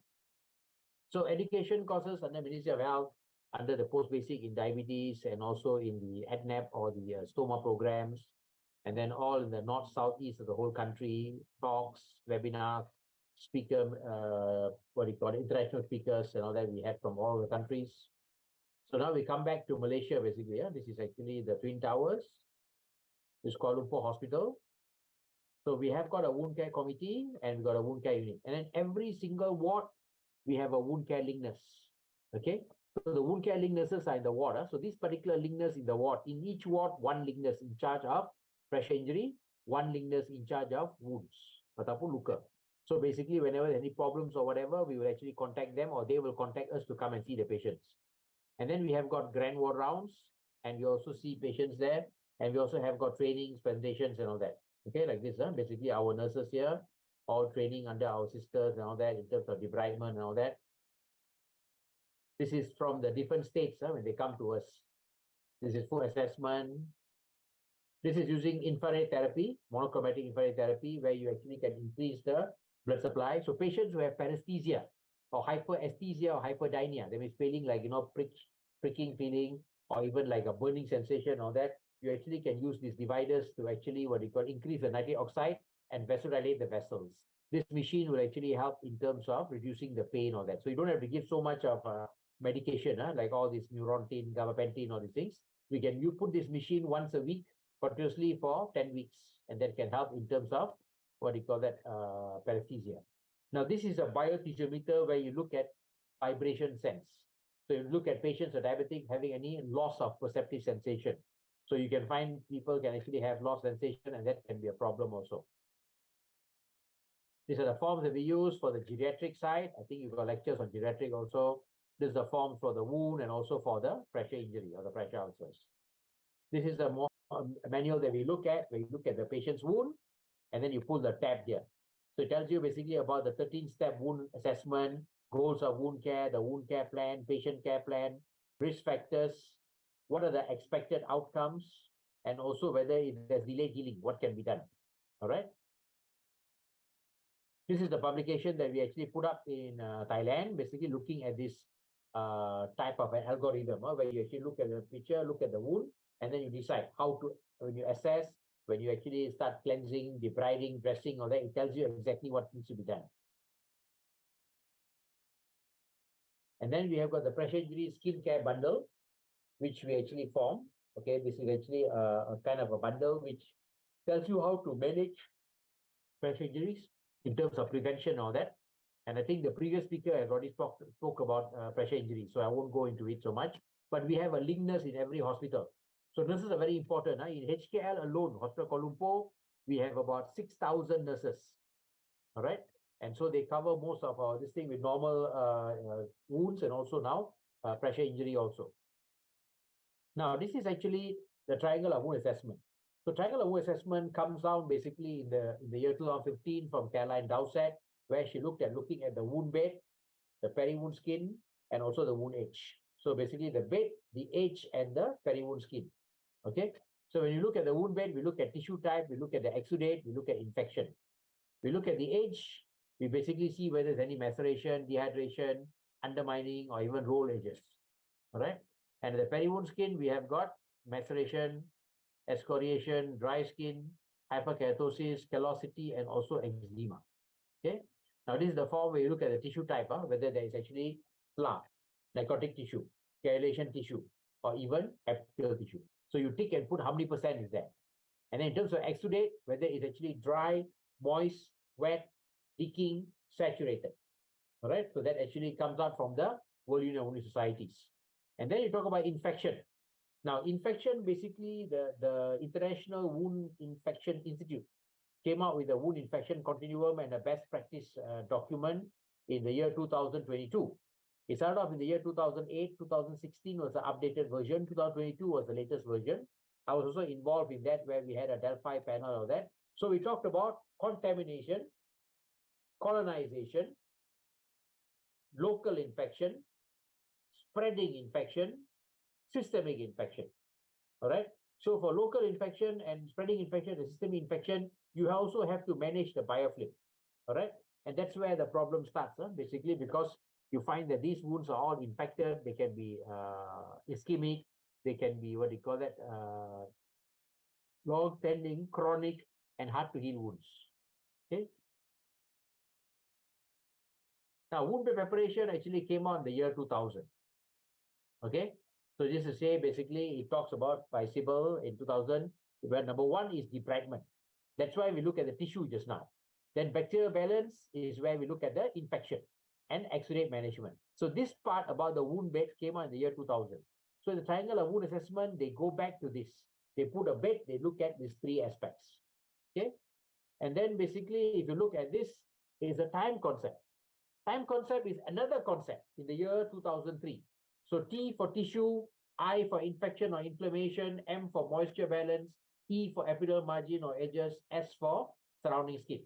All right, whether there's infection, ischemia, maceration, crepitus, or that. So you must measure the size, looking at the length, width, if it's going to be the area. With the depth, you find out your volumetric assessment. So that is basically your normal assessment of wounds. So even a patient who comes to you with Kaposi sarcoma or whether any tumors, any carbuncles, any types of diabetic foot lesions, you need to assess. Look at the tissue, look at infection and inflammation, moisture and exudate, and look at the surrounding skin. Now, why you look at the surrounding skin? Because the keratinocytes come from the peripheries, from the peri wound area. So you look at time concept, same thing. We already covered this. So you look at viable tissue, whether it's granulation, epithelial tissue, and non-viable with necrotic and slough tissue, which you must remove. And there can be infection with inflammation or infection without inflammation. Okay, so there's a few things that you have to look at. So that's important when you see this. All right. So what do you call that? You must make sure that a few things are important in a sense. And then look at the moisture, the amount of exudate coming out. Now, if there's too much exudate, you want to put any pressure wound therapy. If there's too much, you want to put foam. You want to put basically absorbent dressings. Then somewhere in the middle there, basically, let's say it's minimal, you can use calcium alginate. So there's many things that can absorb the fluid. And then you've got epidermal margin. If it's non-advancing, you can use other things like growth factors. You can use epidermocytes. You can use keratinocytes. You can use collagen. You can use extracellular matrix. Many, many things. All right. And then S is your surrounding skin. So when you look at TIME, most important, you're trying to get a viable wound base, clear the bacteria, reduce the inflammation, help in the moisture, and advance your epidermal margin. Now, this is the age. So what can you see in the age? You can actually see maceration. It can be dehydration. There can be undermining. So use a probe to check, to see whether you can feel the bone. Now, probe test, basically, when you put inside and you feel basically like a gritty feeling, that means you can feel the bone. That is basically in the cases of osteomyelitis. So in case of osteomyelitis, you want to be careful because why? When you start feeling the gritty feeling, you know that probe test positive. Probe test positive, 90% of chance there is osteomyelitis. Ataupun jangkitan atau kuman pada tulang. All right. And then you have got others such as roll edges. Okay. So this is important when you're looking at the edge itself because you want to see whether it is actually a tumor ke apa, whether it's a roll edge or whether it is actually a punched out lesion or whether it is actually a fungating mass and all that. So all that will tell you exactly how is the thickening or what at that area. And then you have got the peri wound skin. Now, peri-wound skin basically can have maceration, okay? So you need to put something here like a barrier cream or something to stop the maceration. It can also be excoriation. You can apply different types of moisturizers and all that. And then you have got those cases where you have dry skin. You need a proper emollient, all right? Hyperkeratosis, same thing, moisturizers and all that, or even different types of creams, steroid creams, all that. Callosity, you need to debride, all right? And then the final one basically will be the eczema. So you need to manage. This one you might need to go and send to the skin specialist, all right? This is the keratinocytes that you can see at the periphery. So that means they come from the periphery itself and they come all over into the wound. So these keratinocytes, you have to make sure that, they are coming in. So you must manage the peri-wound area itself. So this triangle, when you look at wound bed, remove all the non-viable tissue. That means you must debride. Manage the exudate. Because if it's a venous leg ulcer or whatever, compression therapy. If you think it's a diabetic foot, offloading. If you think it's a pressure injury, proper hybrid surfaces. Then manage the bacterial burden, that means with the antimicrobials and all that. And these antimicrobials should also cover as for antifungal and also antibacterial, both together. All right. And then sometimes you find the wound bed is very dry, you might have to use hydrogel on that. Protect the granulation tissue and also epithelial tissue. Okay. And then you find whether the wound is actually static or whether it's improving or whether it is deteriorating. And then you look at the wound edge. Manage the exudate, rehydrate the edge, remove non-viable tissue, protect granulation tissue. And for the skin, peri-wound skin, also same thing. Manage the exudate, protect the skin, rehydrate the skin, and remove your non-viable tissue. Okay. This is basically when we did management of wounds using negative pressure wound therapy. So this patient had this particular case here. Here is this actually a pressure injury.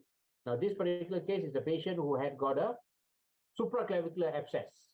So we put in the wick inside and put negative pressure over here, suction basically with negative pressure, and we're able to clear, remove the pus and all that, remove the infection, and the wound closed nicely. The wick that we use is a silver wick, so it killed off the germs. So in this particular case, we managed to save the patients from going into operation. If not emergency, ENT want to actually go in as an emergency case to go in to actually open up because it's very close to a brachial plexus. Luckily, with negative pressure, we managed to save this case. And these are all the other cases, and pressure injuries and all that, where we have used negative pressure wound therapy. Negative pressure wound therapy got 3 types.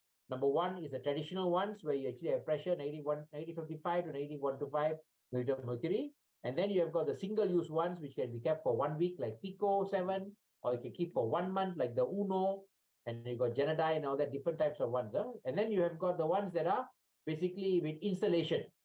That means they use different solution, either normal saline or Prontosan or octanium dichloride or even hydrocin, superoxide solutions and all that are used. And these are the ones with installation. That means masuk air dia, then they distill sekejap, then after that suck balik, and then suction for another 6 hours. And that will be negative pressure. Then distill again and come back again. So that one you can do up to about 2 weeks basically. All right. This is a particular case where we use for skins. We actually use a kind of a lotion, collagen lotion. So for skin disorders. So you can see before, after. Same person. Bukan orang lain, bukan orang tua. Ni memang orang tua yang kaki dia jadi cantik. Lepas pakai, what they call this, lotion, collagen, all that. All right. And then we have got another one, which is the gel. Gel, basically, we can use it for different kind of cases, diabetic foot cases on there, which we presented then. And then this is honey, madu. So this honey is actually coming from Netherlands. So it actually is a specialized honey, floral honey, basically. So you can see it debrides. So the wound becomes much more better by pakai honey. All right. Honey is divided to 2, commercial and also what you call it, sterile honey, or even basically what you call it, medical grade honey. So medical grade honey is sterilized, commercial grade honey is pasteurized. And you pakai the honey to actually help in debridement. This is hydrodissolving fiber. It's coming from France. The manner when you apply this thing, it will start to debride until the wound cantik. Okay. All right. This is when we use our superoxidized solution. Solution basically will start to change and then form hypochlorous. hypochlorous will actually start to debride and kill off the germs there. So you can use it as a solution and also the gel. And now they have got a hydrogel spray, also can be used for these kind of cases. Okay, so you have got pressure injury, you've got diabetic foot and all that, which you can also got a carbuncle here, which helps in terms of healing when you actually use this particular product. This one basically kita pakai Polymem. Polymem is actually a kind of a dressing which has got surfactant, which has got polyurethane foam and has got a polymeric membrane kind of scaffold. And that one basically helps, and you can see here, your slough becomes lesser and your granulation tissue becomes more. And the wound starts to improve, right? You can see the improvement here. Okay, in all these cases. This is a patient, kita pakai maggot therapy ulat. All right, and you can see bila dipakai dengan tendon exposed out there, put the ulat 1 centimeter square, 10 maggot. All right, and then scoops are 50 maggot, 100 maggot macam tu, or 200 maggot. So you put the maggots yang sterile dekat luka tu, they keluarkan proteolytic enzymes, which have actually covered trypsin, chymotrypsin, allantoin, urea, and all that, and they will break down the dead devitalized tissue, slough, eschar, and all that. And finally, cantik macam ni. Okay, this is to show you electron microscopy di mana maggot kita adalah sterile. We sterilize the maggots and then we use. This is Aaron's camera. We use the camera to measure the length and width. Basically, it's a laser guided camera. Okay. And then these are some of the academic achievements. We have got journals, basically. We have got multiple grants kita pakai untuk tu. And then even now we pakai apps where we can actually, what do you call it, ambil gambar, tahu dia punya, whether the length and width, how is it. This is our department, basically. You can see the main clinic side where the patients wait. All right, we have got the main clinic here with the 2 major beds here with oxygen supplies and everything else. Podiatric couches where you can actually take and dress these patients' wounds. You've got LED lights also basically with the ultrasonic debrider, hydrostatic debrider and all that. This is now mobile clinic, okay? Here you can see shockwave machine, which we also use, all right, to help from chronic to acute wounds. This is hydrostatic debrider, which is your VersaJet, we can use for debridement. This is our service basically, where we actually have the wound clinic, we assess, press, debride, offloading, nail care is done, megatherapy, infrared therapy, negative pressures, ultrasonic debridement, microcurrent therapy, you know, and also leash therapy now. And we have trained quite a number of places, even in Maldives, we have set up the wound clinic. And we were involved in the pressure injury guideline. So kita dah terjemahkan the English version of the pressure injury guideline to Bahasa Melayu. So you'll be able to actually understand for Malaysia, Indonesia dengan Brunei. Our number of patients have increased until 2017. 2020, we went to about close to 20,000 patients. This is a study that we did for 340 patients and found out that a lot of diabetic patients are coming in with plantar aspect ulcers, and then the hallux, 4 foot is one of the highest numbers, basically. And then here you can see when the sugar levels are high, blood pressure is high, when Malay group and Indian group, very high chance of getting diabetic foot problems. At the same time, when the ulcer is big, you find that it even takes longer to heal. All this is significant. P is less than 0.001. And then here it tells you that out of the 340 patients, 41.5% ataupun 141 people have got infection. Okay. The reason why we put up this is basically in Asia, there's more of infection all that. In Eropah bersama dengan Amerika Syarikat, kurang kuman, less infeksi. All right. We have more infection in Asia itself. This is when you use the VersaJet. Look at this device where we can debride the leg. Now this device is quite expensive, and the handpiece is one-time use. This is the ultrasonic debrider, also for debridement, where our nurses and all that will do debridement with this. This is the maggots yang kita pakai. This is our houseman here. Look at the maggots. We apply over to the wound. This is our staff nurse here. So we apply the maggots. After about 3 to 4 days, it becomes 7 to 10 times its size. And you can see the maggot. This is makan sedap dah semua tu. Look at this wound up to here. The wound starts to get better, improving. And then basically here, same thing. This one we apply the maggots. Too much of slough and all that. They devitalize tissue. Your tendons are exposed. Apply the maggots. It starts to debride everything all that. The wound becomes much better. This one is infrared therapy. So what happened with the infrared therapy, what we call this is, you actually, I told you just now, basically pakai monochromatic infrared therapy, they increase nitric oxide, vasodilate the vessels and increase the blood supply, increase perfusion. Because last time 10% have got ischemia, now we have more than 40 to 50% of neuroischemic foot. Sorry. This one is our machines kita pakai, which is our Doppler, bersama dengan neurometer, bersama dengan VersaJet, our native pressure wound therapy device, our leg models, semua tu, visit track. This is our infrared therapy and this is our biotensiometer. This is ward rounds bersama endocrine semua tu, and then this wound presentations.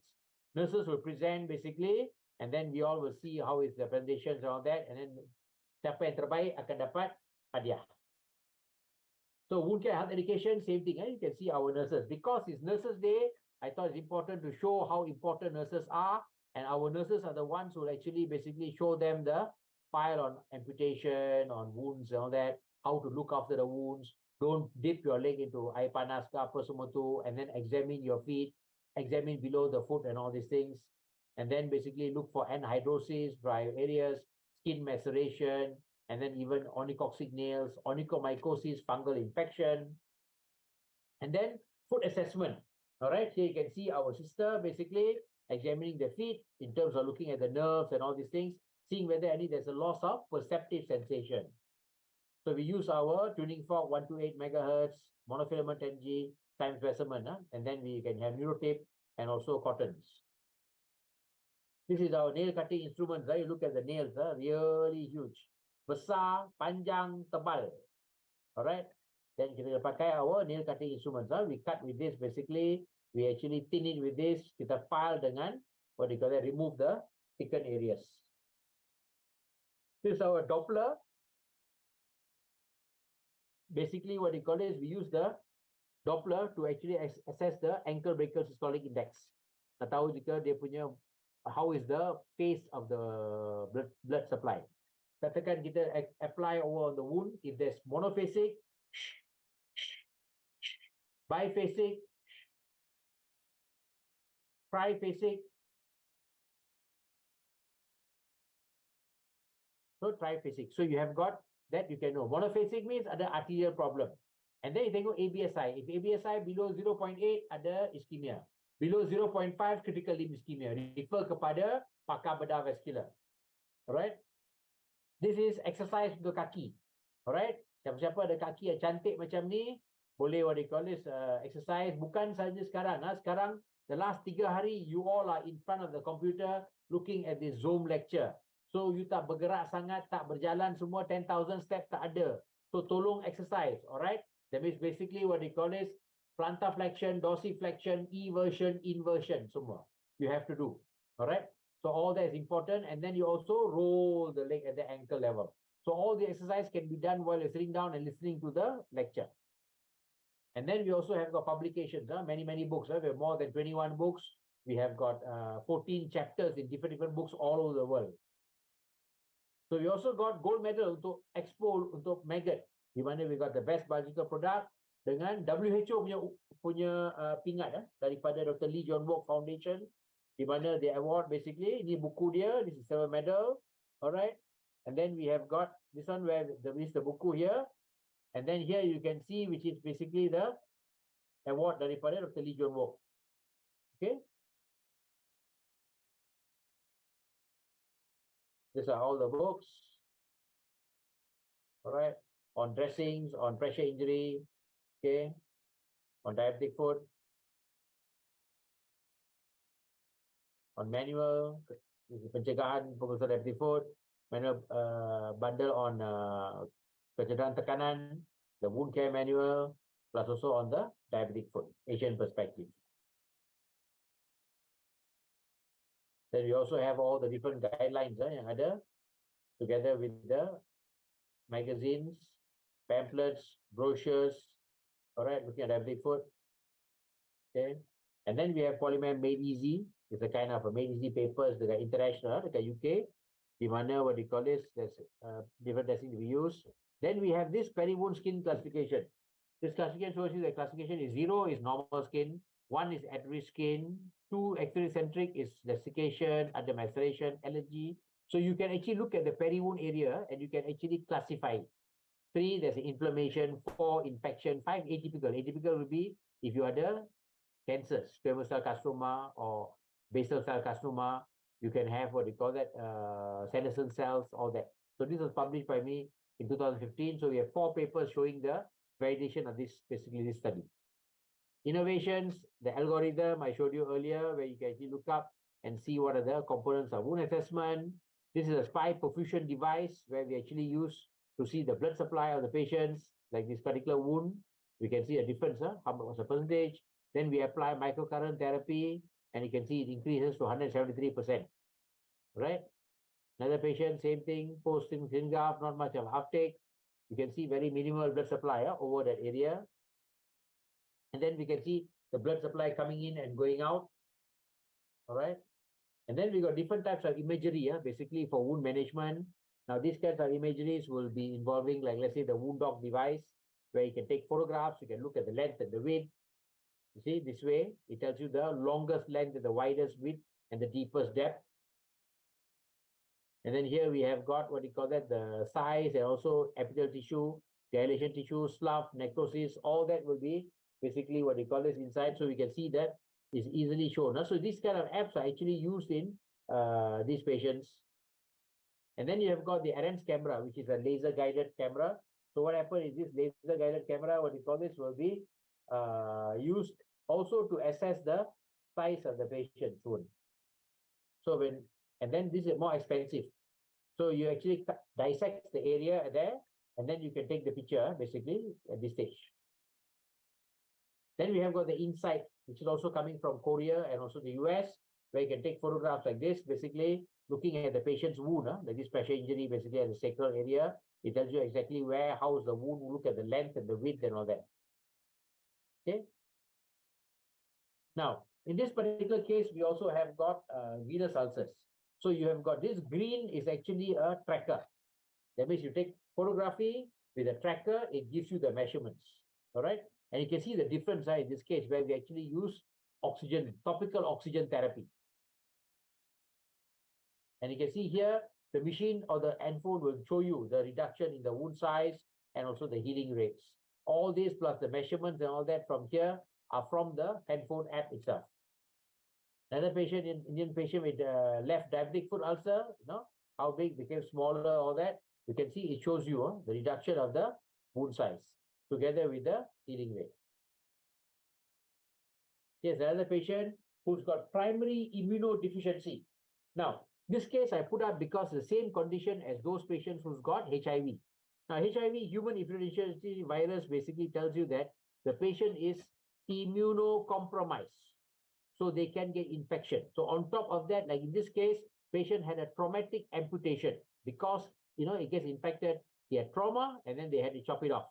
So now the wound is not healing. So we use actually a hemoglobin spray, Granulox.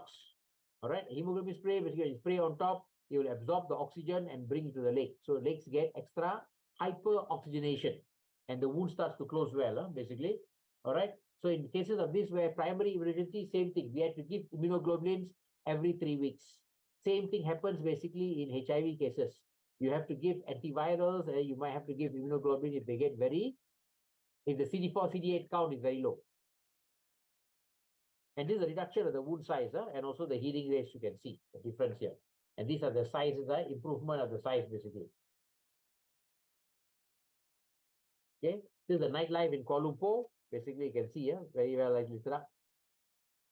And then the wound library, we have got a library which has got all the publications, the journals, books, case studies and series, made easy papers, position documents, and also the principles are best practice. A lot of work basically on wound management.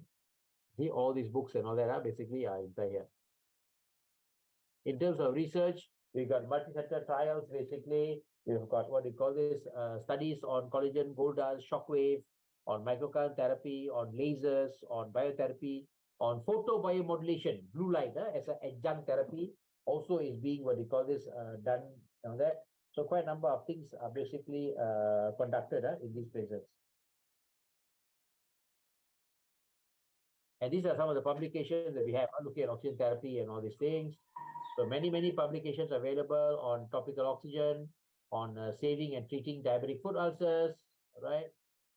You can see here, basically all from the different countries, and myself from Malaysia, all the rest from UK, Poland, Abu Dhabi, and then what do you call that, from Portugal, America, Ireland.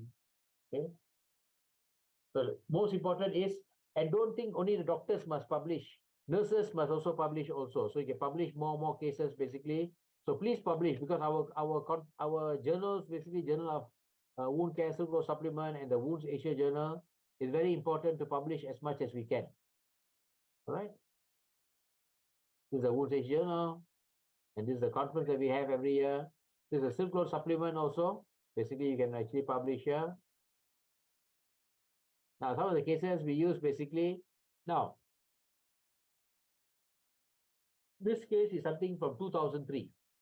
Patient came in, spent what they call this about 10,000 US at that time, and then had a hyperbaric, and then had infection, osteomyelitis. They removed the fourth toe, but the wound was still infected. So this is 2003, yeah, 20 years ago. So we actually got this patient to us, and then he also had MRSA infection, also at the skin graft area. So both areas MRSA. So what we did, we actually used nanocrystalline silver. We packed the wound with nanocrystalline silver to kill off the MRSA.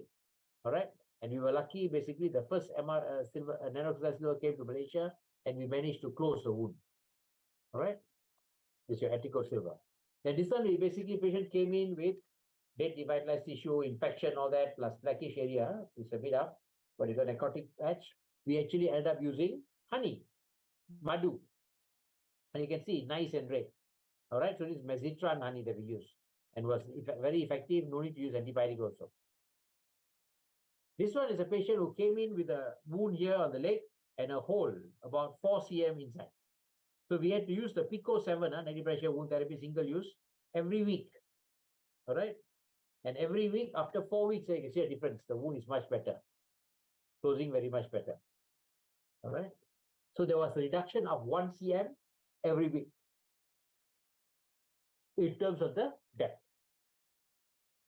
Now, this one is a patient who came in with a hard-to-heal wound. Now, the European Wound Management Association has got a document on hard-to-heal wounds. Even Wounds International got a document on hard-to-heal wounds. These are actually wounds which are stagnated. The wounds that don't heal, when it is managed by a specialized wound care team for 2 to 4 weeks, you find that the wound is still not healing. And here we use topical oxygen. So we apply this particular generator here, and you put the thing all the way down. So you allow the ODS, or the oxygen diffusion system, to be on top of this particular wound. And this is where it actually removes the, what do you call that, infection, whatever, because it makes it more aerobic compared to anaerobic. At the same time, it increases the ROS. So therefore, it breaks down the bacteria. And you also have in terms of wound healing. All right. So this one is the topical oxygen therapy from Natrox. Now, this particular patient came with non-Hodgkin's lymphoma with paraneoplastic manifestation. So we found that the skin was actually peeling off all over the body, and then basically in the mouth, in the hands, also what we call this in the groin area, at the front and the back, you can see so much of bleeding. So what we did basically, when you dab the patient, and then the dermatologist like to use what they call this potassium permanganate.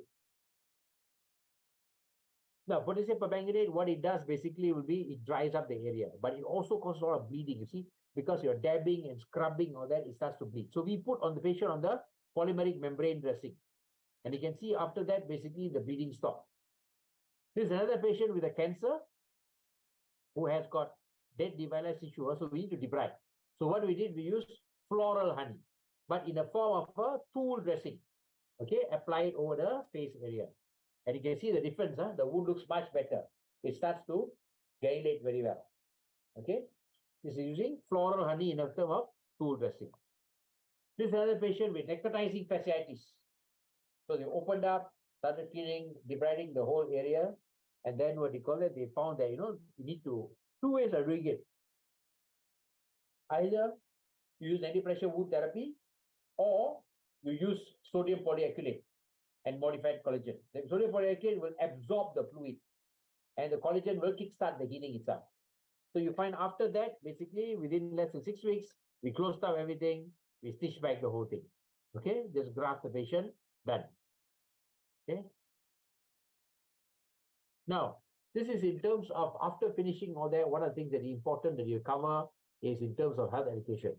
So health education is important. Basically, you need to educate not only the patient, but also the nurses, the doctors, basically what you call is the private hospitals, all need to have this kind of education. So education, education, education is very important. All right. And you must try to basically educate as much of these cases. So it's very, very important. Okay. This is our certificate program that we have, which we run in Malaysia for a 6-month program, right? Where you look at anatomy, physiology of wound healing, you look at wound assessment, cleansing and debridement, types of dressing, offloading, management of big foot, management of pressure injury, and management of artery and venous ulcers. You also have to do a case study and then you have to present. Now, after that, we have got the postgraduate diploma. That means 6 months basically in the certificate level and then 1 year in the postgraduate diploma, 1 year plus in the university itself. So Lincoln University basically, which has got an agreement with Indonesia, we have got a postgraduate diploma in wound management. Now, this is another thing that we're doing basically during the COVID pandemic, where we actually did about 5,510 cases of dressings for free. All right, this for the B40 group or the poor people. All right, this came, they do the dressing at their own house. That means we go to their house and do dressings for them. So more than 5,500 over dressings was done for all the patients in Malaysia. All right, but it's still not enough because the price is much more. All right, it'll be good what you call it, people can support this thing, basically support in terms of getting what you call it more funds, so we can actually manage the patients at home. So our nurses actually go to the homes and all that, see the patients, whoever require treatment, dressings and all that, and all that, they actually go and do in the house. So this is something which we did together with the Hasana grant from the Ministry of Health, from Kementerian Kesihatan Malaysia.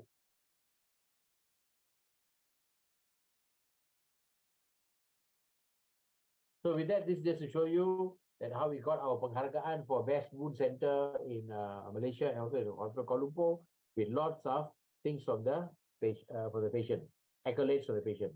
So it's important basically when you think of a wound bed or you think of basically wound dressings per se, always remember to remind yourself that you need something for debridement. You can either use a gel, which is very slow, or you can use honey, which is a bit more faster, but you can also use what you call this different kinds of products like the Versajet, like upside debrider and all that.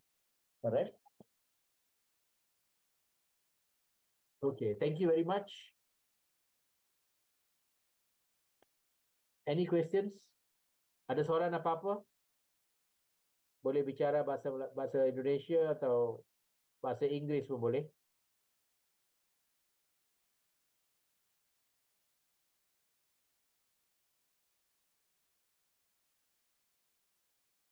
Pass back to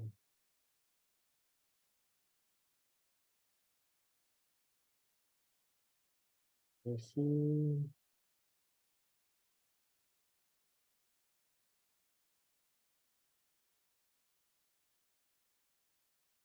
Sira Aulia, belum ada apa-apa soalan?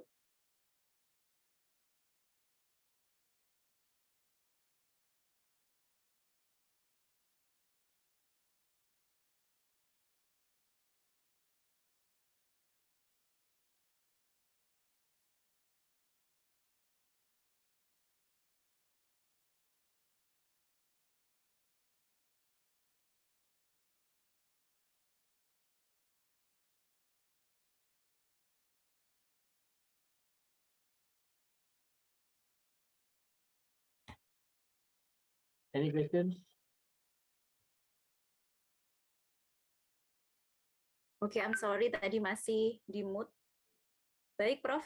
Ditunggu sebentar, mungkin ada pertanyaan dari peserta. Oke.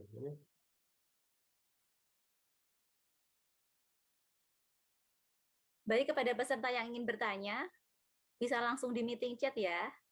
Jangan khawatir, nanti Prof. Hari bisa jawab dengan bahasa Malaysia.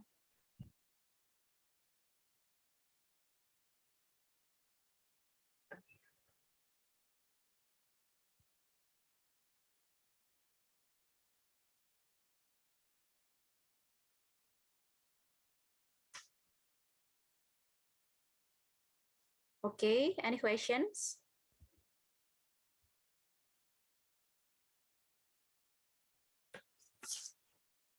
Okay, Prof. I have a questions if there is no question from audience. Can you hear me? Yep, can clear. Okay, what the outcome in a wound cancer care? As far as we know that the prognosis of cancer not same with the other ulcer like diabetes foot ulcer, and we know that the cancer can recover without take out the cancer cell or with the chemotherapy. Okay, number one, first thing is assessment. Assessment, basically, you got TNM classification. So TNM classification ialah tumor, node, metastasis. That means whether it's stage 1 ke, stage 2 ke, stage 3 ke, stage 4. Stage 1 memang ada dekat tempat tu saja. That means very easy to remove, basically. So you can actually take out the wound. So let's take out the cancer itself. So that means basically what you call it, if you have got a cancer, let's say squamous cell carcinoma, basal cell carcinoma over the skin itself, you remove at T1. Very easy. After that, just manage that wound that is there, basically. Senang saja.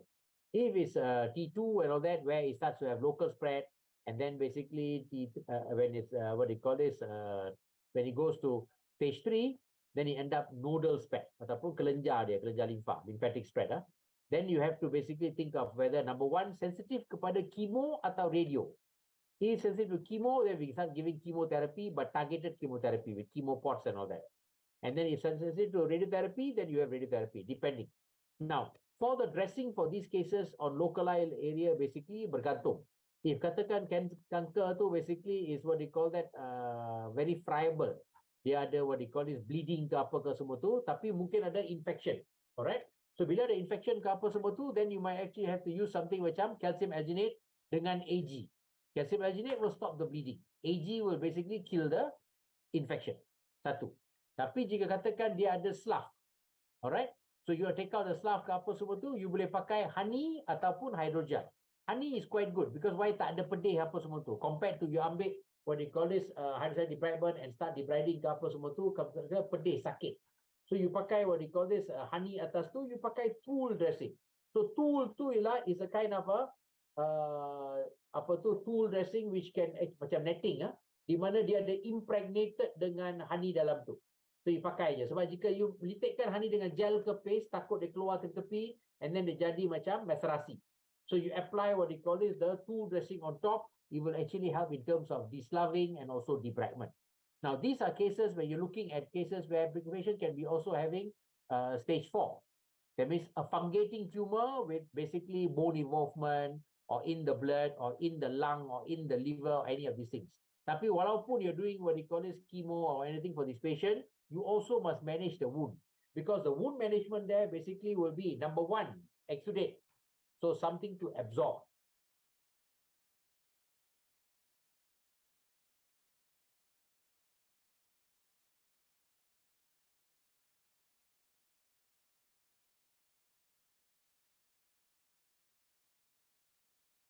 Untuk bunuh kuman juga. Alright?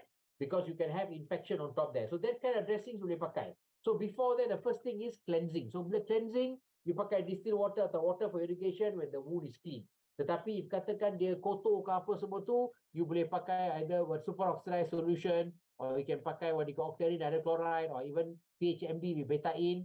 Any of these solutions boleh pakai untuk cuci and soak sekejap, keluarkan and then bersihkan. Tapi you tak boleh scrub so much. So you pakai enzymatic debridement if let's say too much of slough. If infected, baru pakai lain. Untuk smell semua tu, pakai charcoal dressing. Tapi sekejap saja. And then it most likely because of infection. So pakai charcoal, silver, composite, all in one into the particular wound itself. So it depends macam mana you nak manage. Because why you boleh tutupkan luka tersebut. Mungkin dia tak boleh what you call expose too long or what, you can close it up nicely. So that's one thing good about having what you call advanced wound care. Tapi whether the patient survive or not bergantung kepada staging. If stage 1, very simple. Remove, buang. Stage 2, remove everything as much and take out. Stage 3, remove all, take out also basically katakan radical lymphodectomy. That means you remove the lymph nodes. Alright? So radical neck dissection. Remove the whole section also basically. Then you might be able to have a longer 5-year survival rate. If let's say basically is stage 4, that's basically palliative care. So palliative care basically is like what I told you, you can managekan supaya satu bau dia tak ada. Lepas tu dia punya discharge is much lesser because it's very irritating. And then number 3, make sure the dressing can hold, can anchor, so patient balik rumah semua tu tak ada kena pada orang lain. Alright? Because why? The stigma is there. When you have got a breast cancer wound, what will happen basically is the particular patient will be going back home or even at home. The husband or the wife kepada patient tersebut tu will have like the bad smell, this and that. They will not even stay in the same room.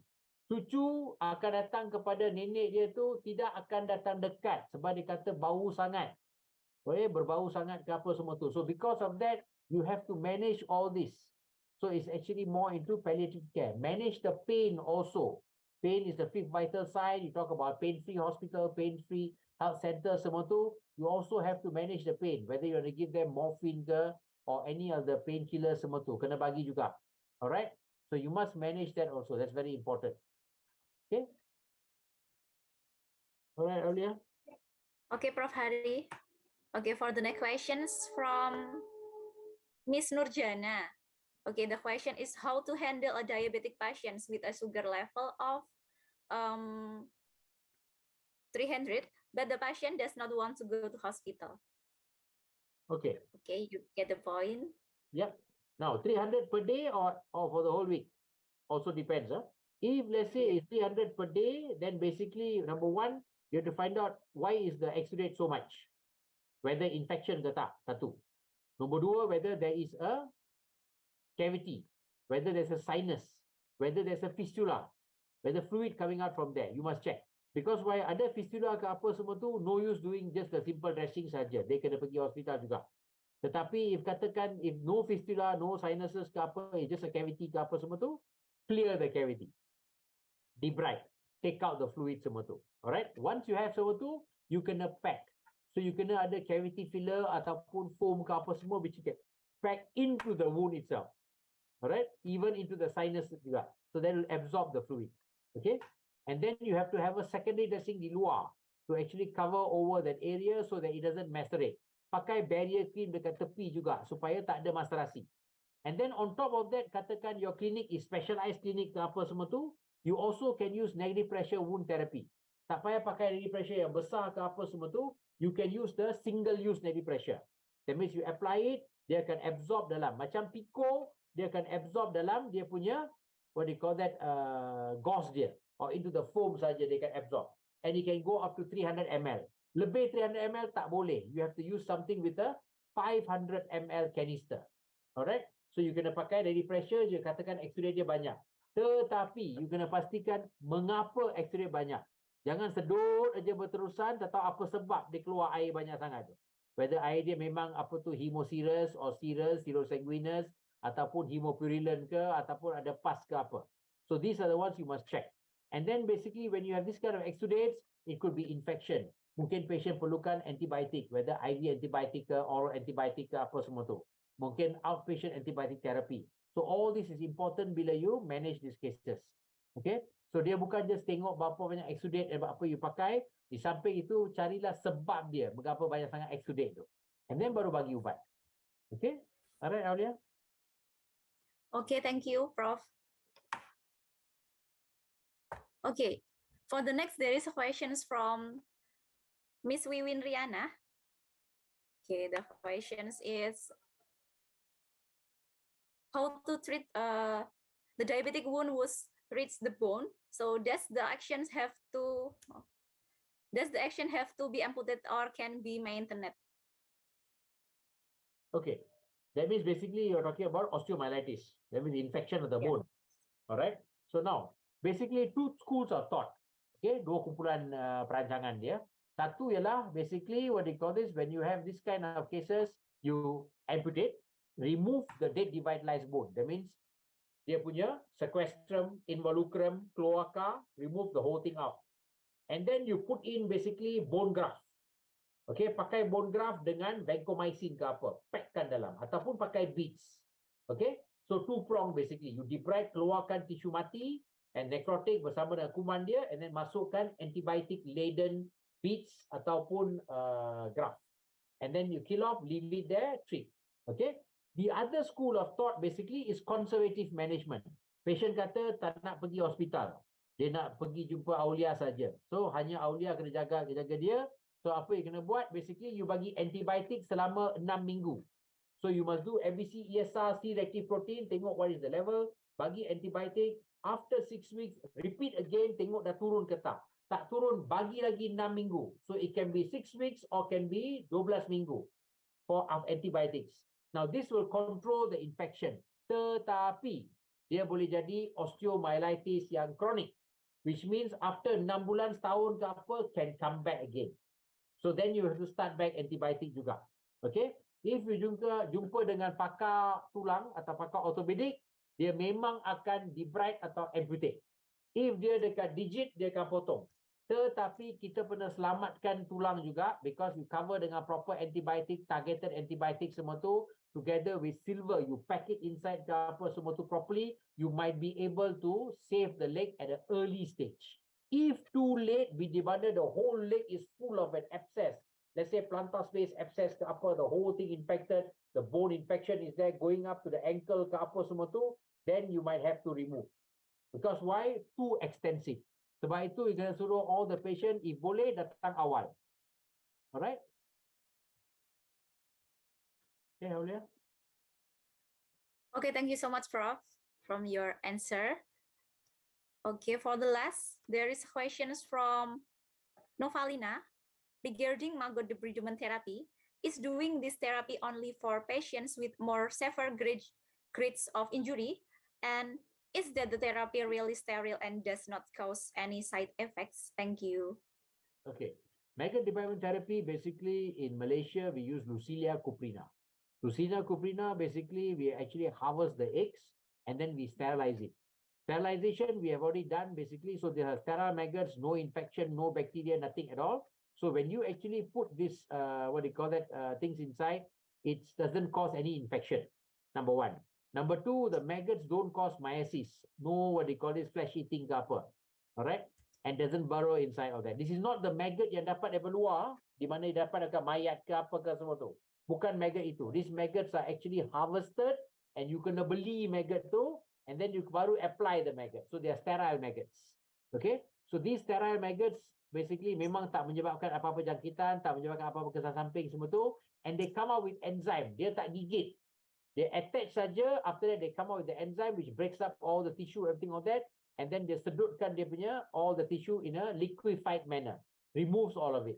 And we were quite surprised because the maggots have been very effective in all this wound management. And so far what has happened basically, that's why in 2018 kita dapat the World Health Organization punya award.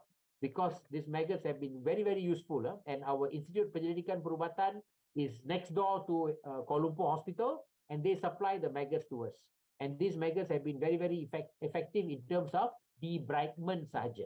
That means basically we're debriding the dead devitalized tissue, S.K semua, yes. Jika you ada S.K yang tebal sangat, you have to basically keluarkan dulu. Supaya after dikeluarkan sikit tu baru letak, because keras sangat. Then baru letak maggot. Okay?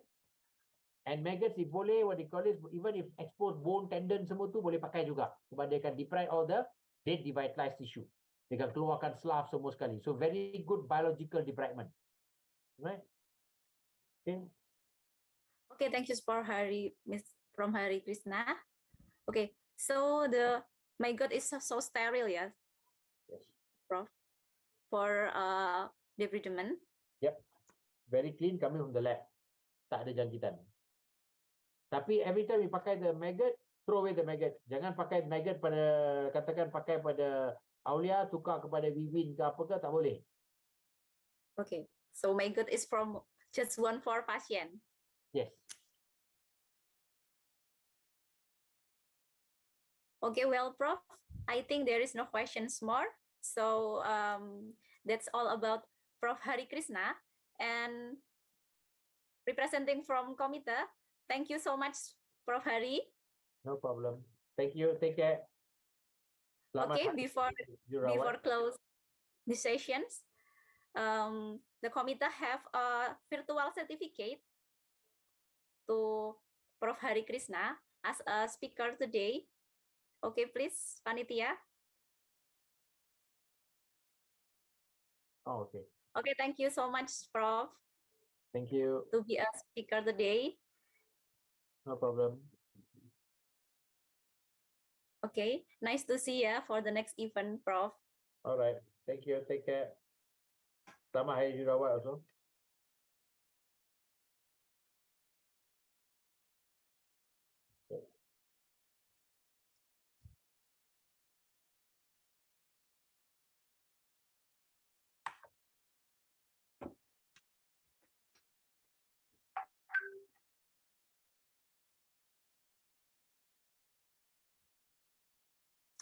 Okay, well, kita sudah melalui 2 pembicara pada pagi hari ini dari Malaysia dan juga Filipina. Selanjutnya kita masih punya 1 narasumber terakhir, nanti yang ketiga. Tapi sebelumnya kita break sejenak, nanti akan ada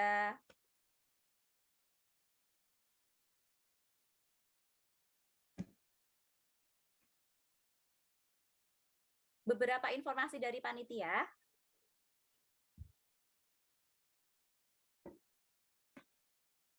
Oke, baik, ini ada pelatihan yang akan dilangsungkan nanti selanjutnya, pelatihan rawat luka nasional CWCCA 2023.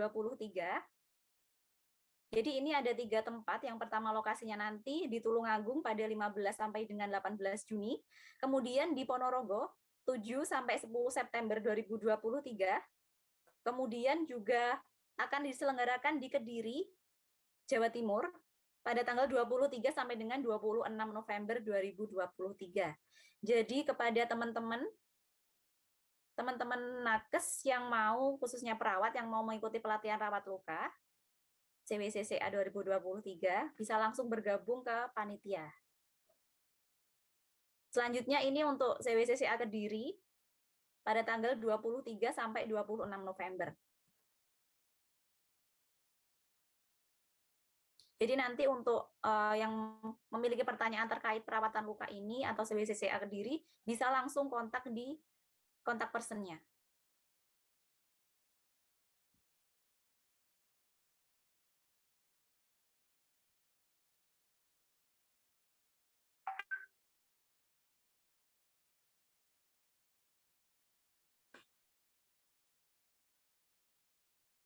Jadi kepada seluruh peserta audien, jangan leave dulu ya.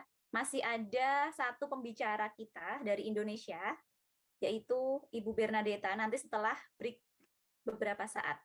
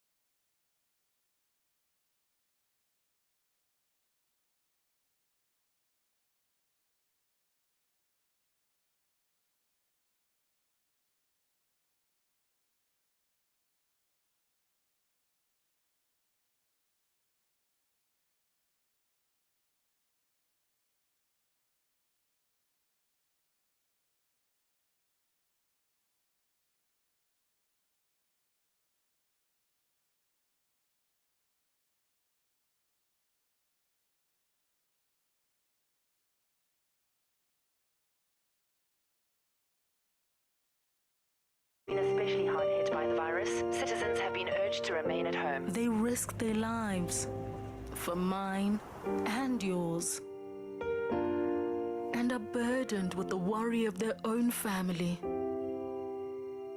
while taking care of others. They are there to welcome the first breath of a newborn and comfort those who are taking their last. They feel their pain and witness their struggles. They cry with them, laugh with them, and hold their hand through it all. They've seen humanity at its worst and continue to roll with the punches. They are the fearless first. Despite it all, while we are sleeping, they stay with them by their side, doing what they need to do to heal the injured, help the sick, and nurse them back to health. And while we may not remember their names, we will never forget how they make us feel. Never think that a few caring people can't change the world. Because those nurses who believe that care is the real cure usually do.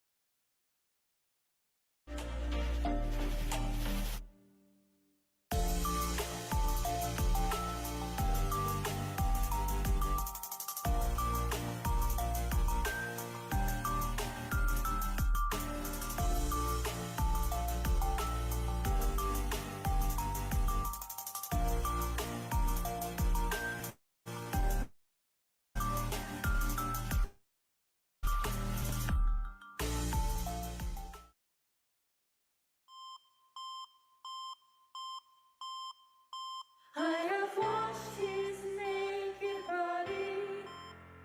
I have come from any hell. I have stand in the storm.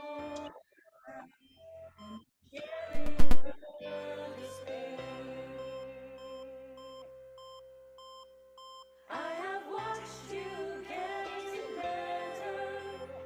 I have seen your lows and highs. I have helped you back from the brink of death, and I watched you fade and die. I am a nurse. I am a nurse. I have listened while you entered. I have caught you as you fell, and I want you to know that it's hard for me. I'll still be there for you. I am tired and I am frantic. It can be a thankless task, but I'll keep on being there for you. I'll do whatever you ask. I am a nurse.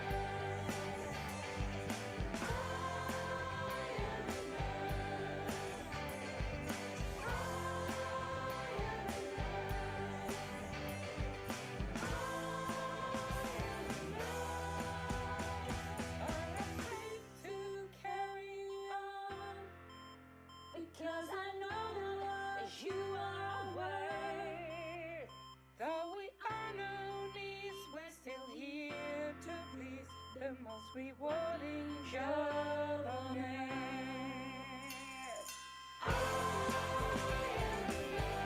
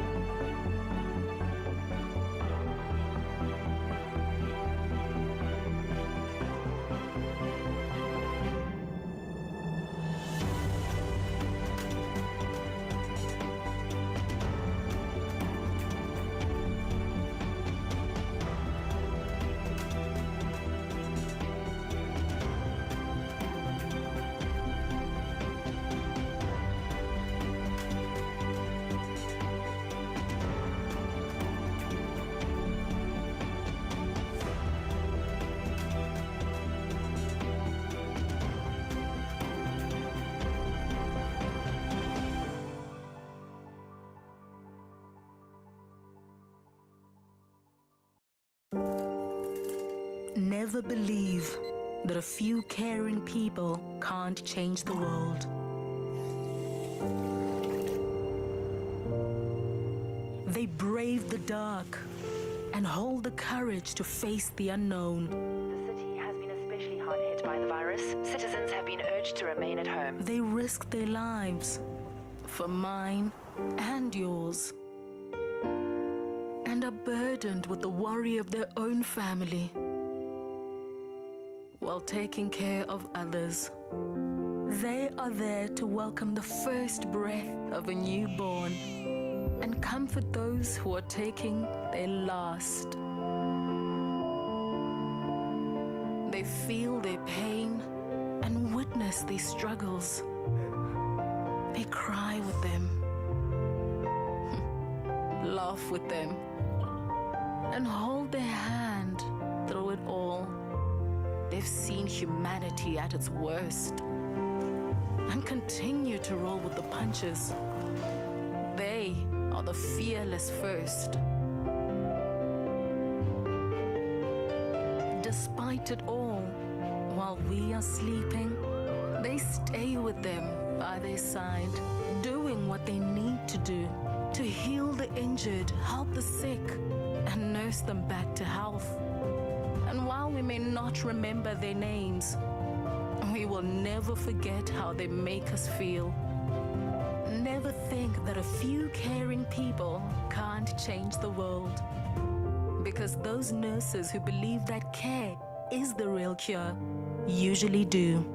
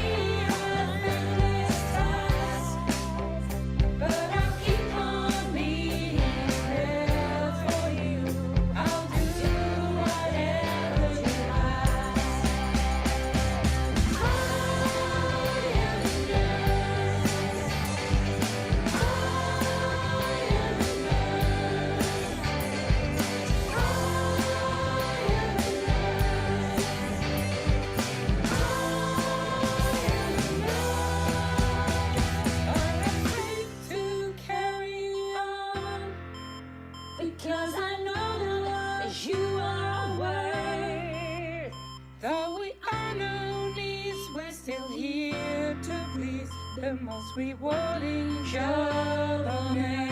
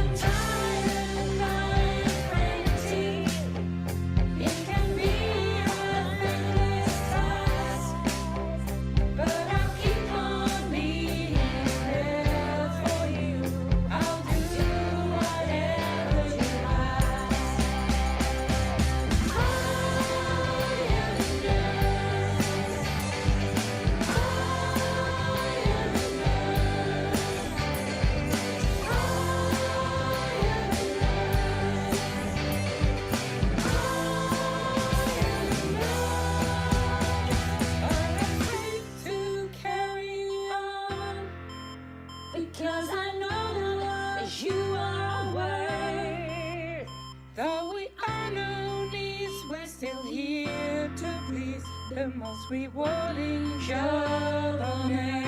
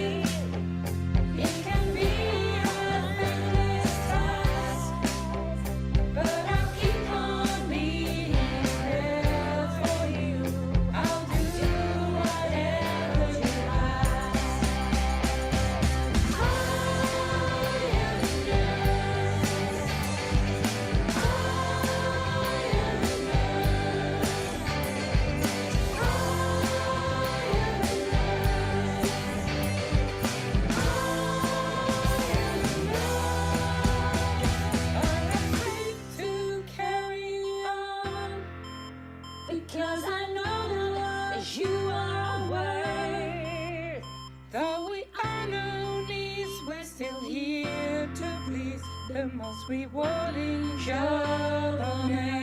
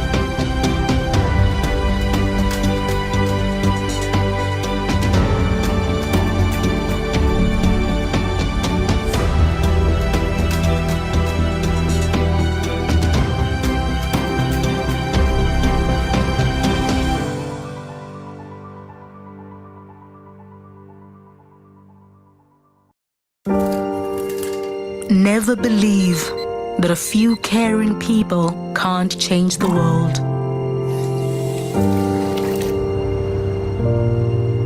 They brave the dark and hold the courage to face the unknown. The city has been especially hard hit by the virus. Citizens have been urged to remain at home. They risk their lives for mine and yours, and are burdened with the worry of their own family while taking care of others. They are there to welcome the first breath of a newborn and comfort those who are taking their last. They feel their pain and witness their struggles. They cry with them, laugh with them, and hold their hand through it all. They've seen humanity at its worst. and continue to roll with the punches. They are the fearless first. Despite it all, while we are sleeping, they stay with them by their side, doing what they need to do to heal the injured, help the sick, and nurse them back to health. And while we may not remember their names, we will never forget how they make us feel. Never think that a few caring people can't change the world. Because those nurses who believe that care is the real cure usually do.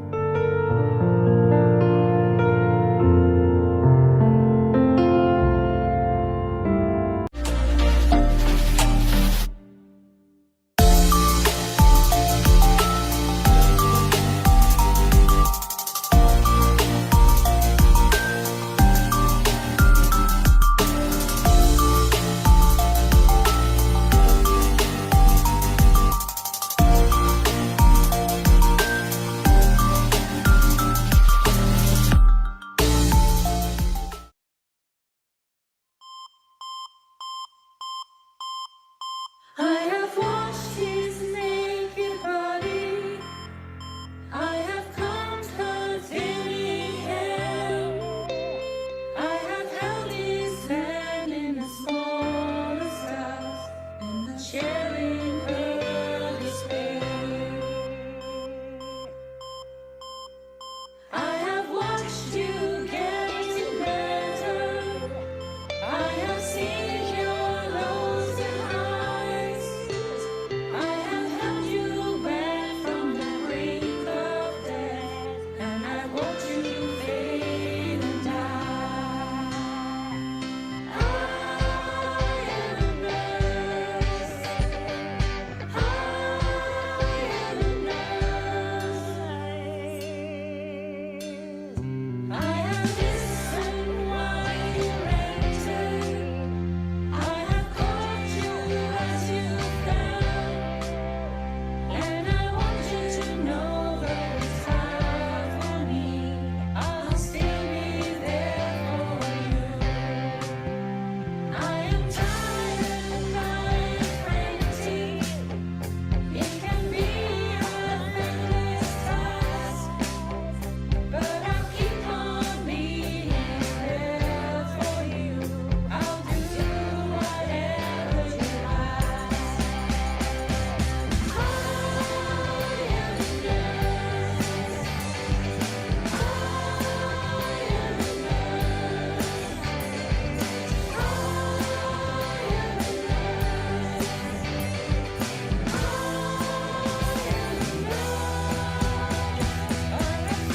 To carry on, because I know you are aware.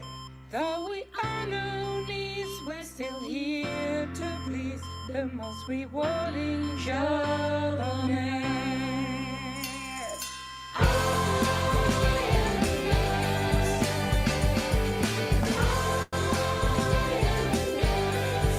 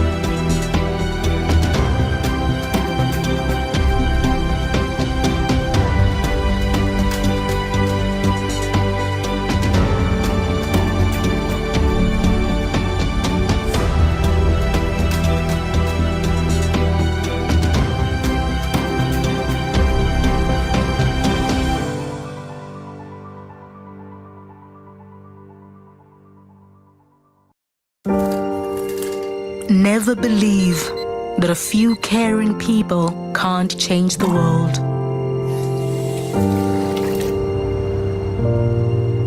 They brave the dark and hold the courage to face the unknown. The city has been especially hard hit by the virus. Citizens have been urged to remain at home. They risk their lives for mine and yours,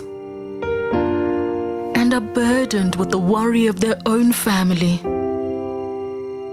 while taking care of others. They are there to welcome the first breath of a newborn and comfort those who are taking their last. They feel their pain and witness their struggles. They cry with them, laugh with them, and hold their hand through it all. They've seen humanity at its worst and continue to roll with the punches. They are the fearless first. Despite it all, while we are sleeping, they stay with them by their side, doing what they need to do to heal the injured, help the sick, and nurse them back to health. And while we may not remember their names, we will never forget how they make us feel. Never think that a few caring people can't change the world. Because those nurses who believe that care is the real cure usually do.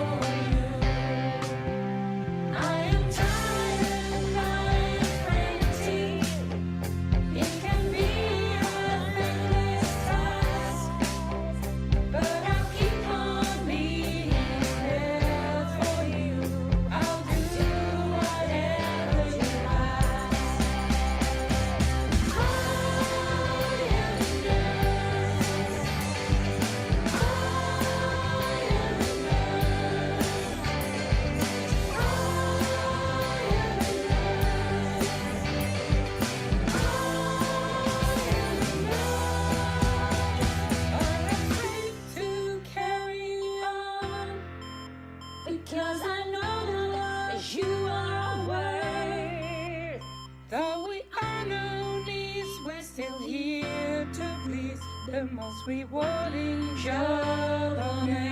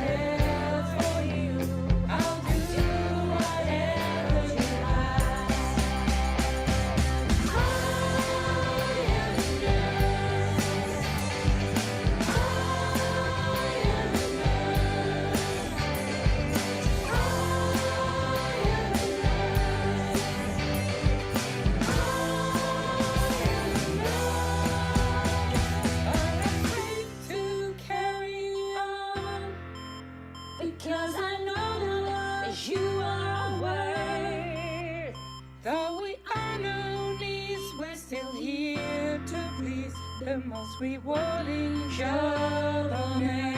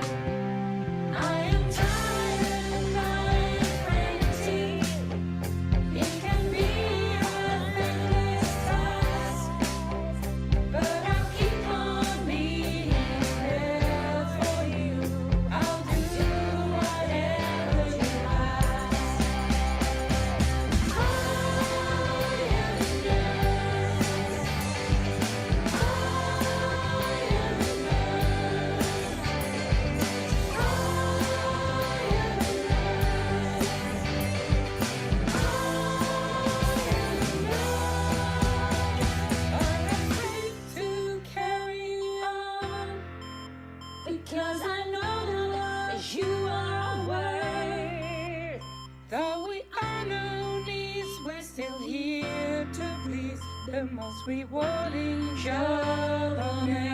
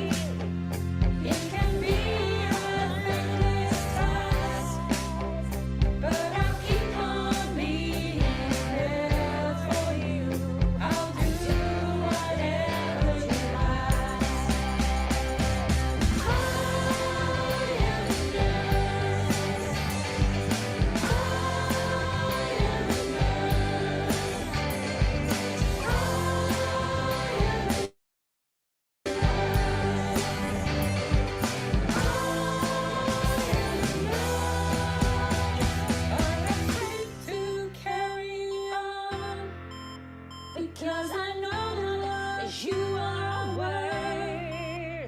Though we are known as, we're still here to please the most rewarding job on earth.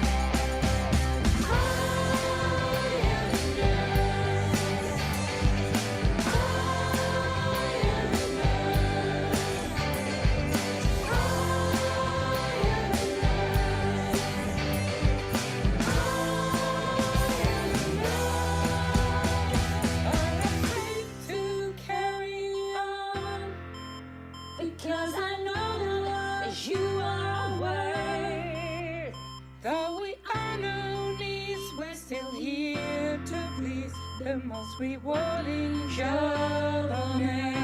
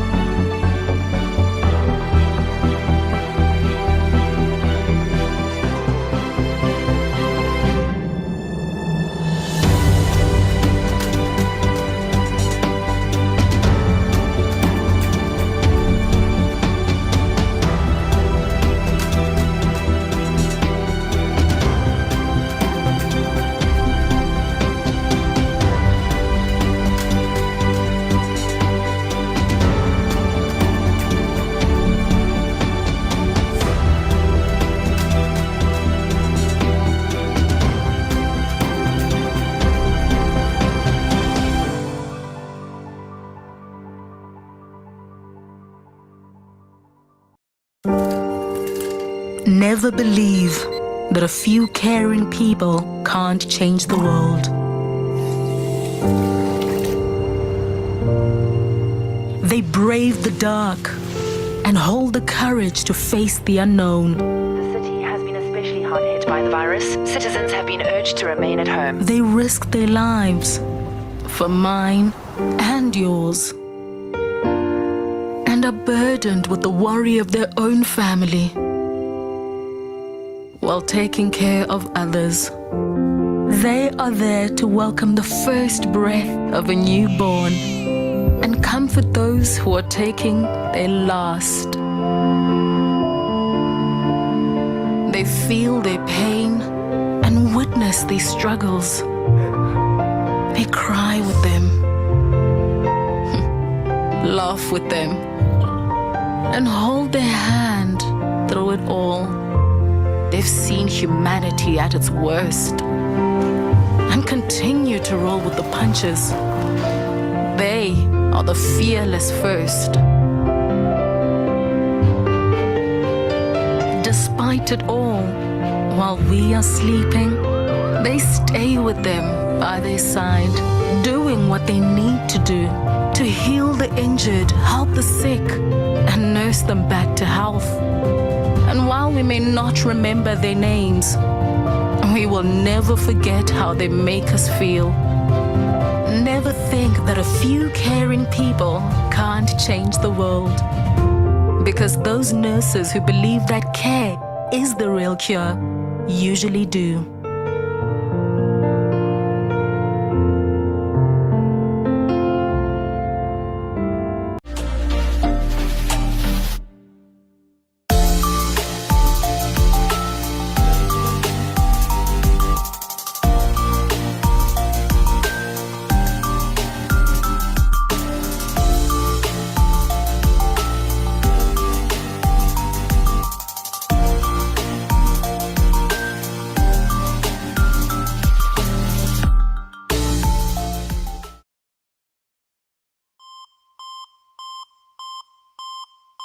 I have washed his naked body. I have combed her thinning hair. I have held his hand in the smallest house and sharing her despair. I have watched you getting better. I have seen your lows and highs. I have held you back from the brink of death, and I watched you fade and die. I am a nurse. I am a nurse. I have listened while you ranted. I have caught you as you fell, and I want you to know that it's hard for me.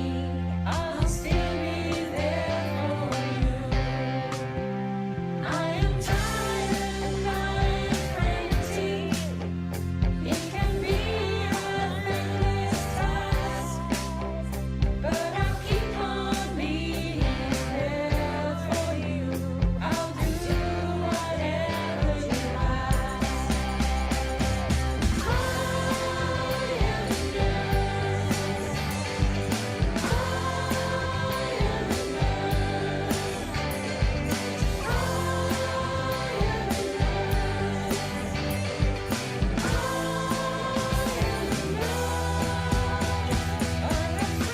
To carry on, because I know you are aware.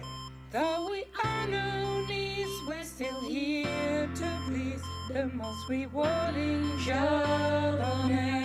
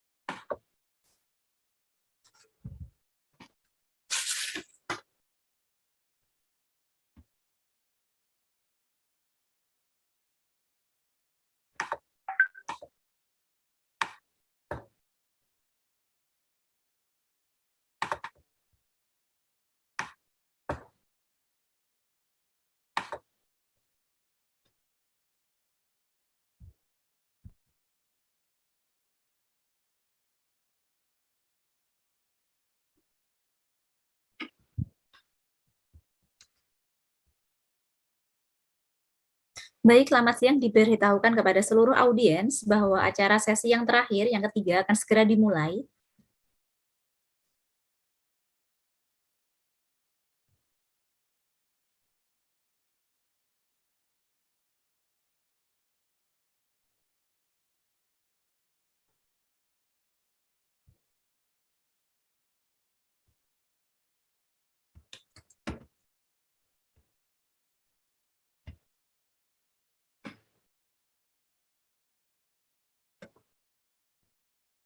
Baiklah, kepada seluruh hadirin yang saya hormati, untuk sesi yang ketiga atau pembicara yang terakhir akan segera dimulai ya.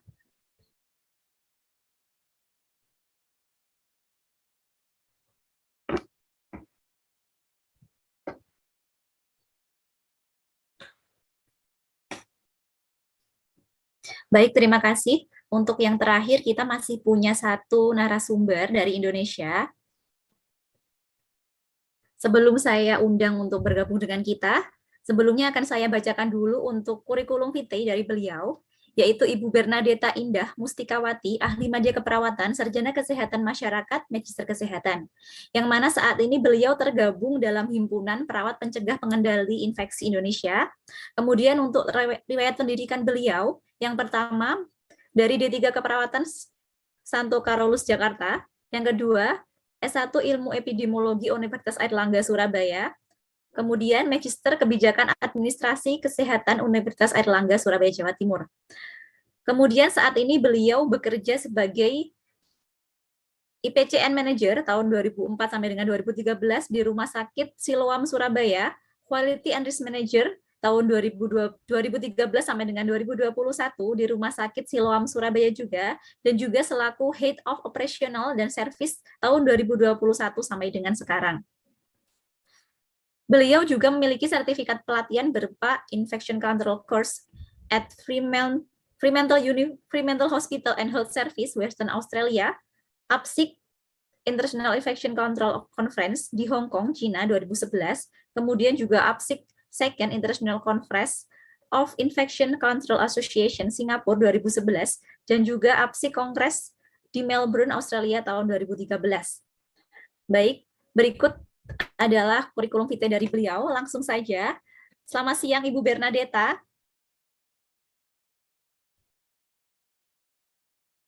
Halo Ibu Bernadetta, selamat siang.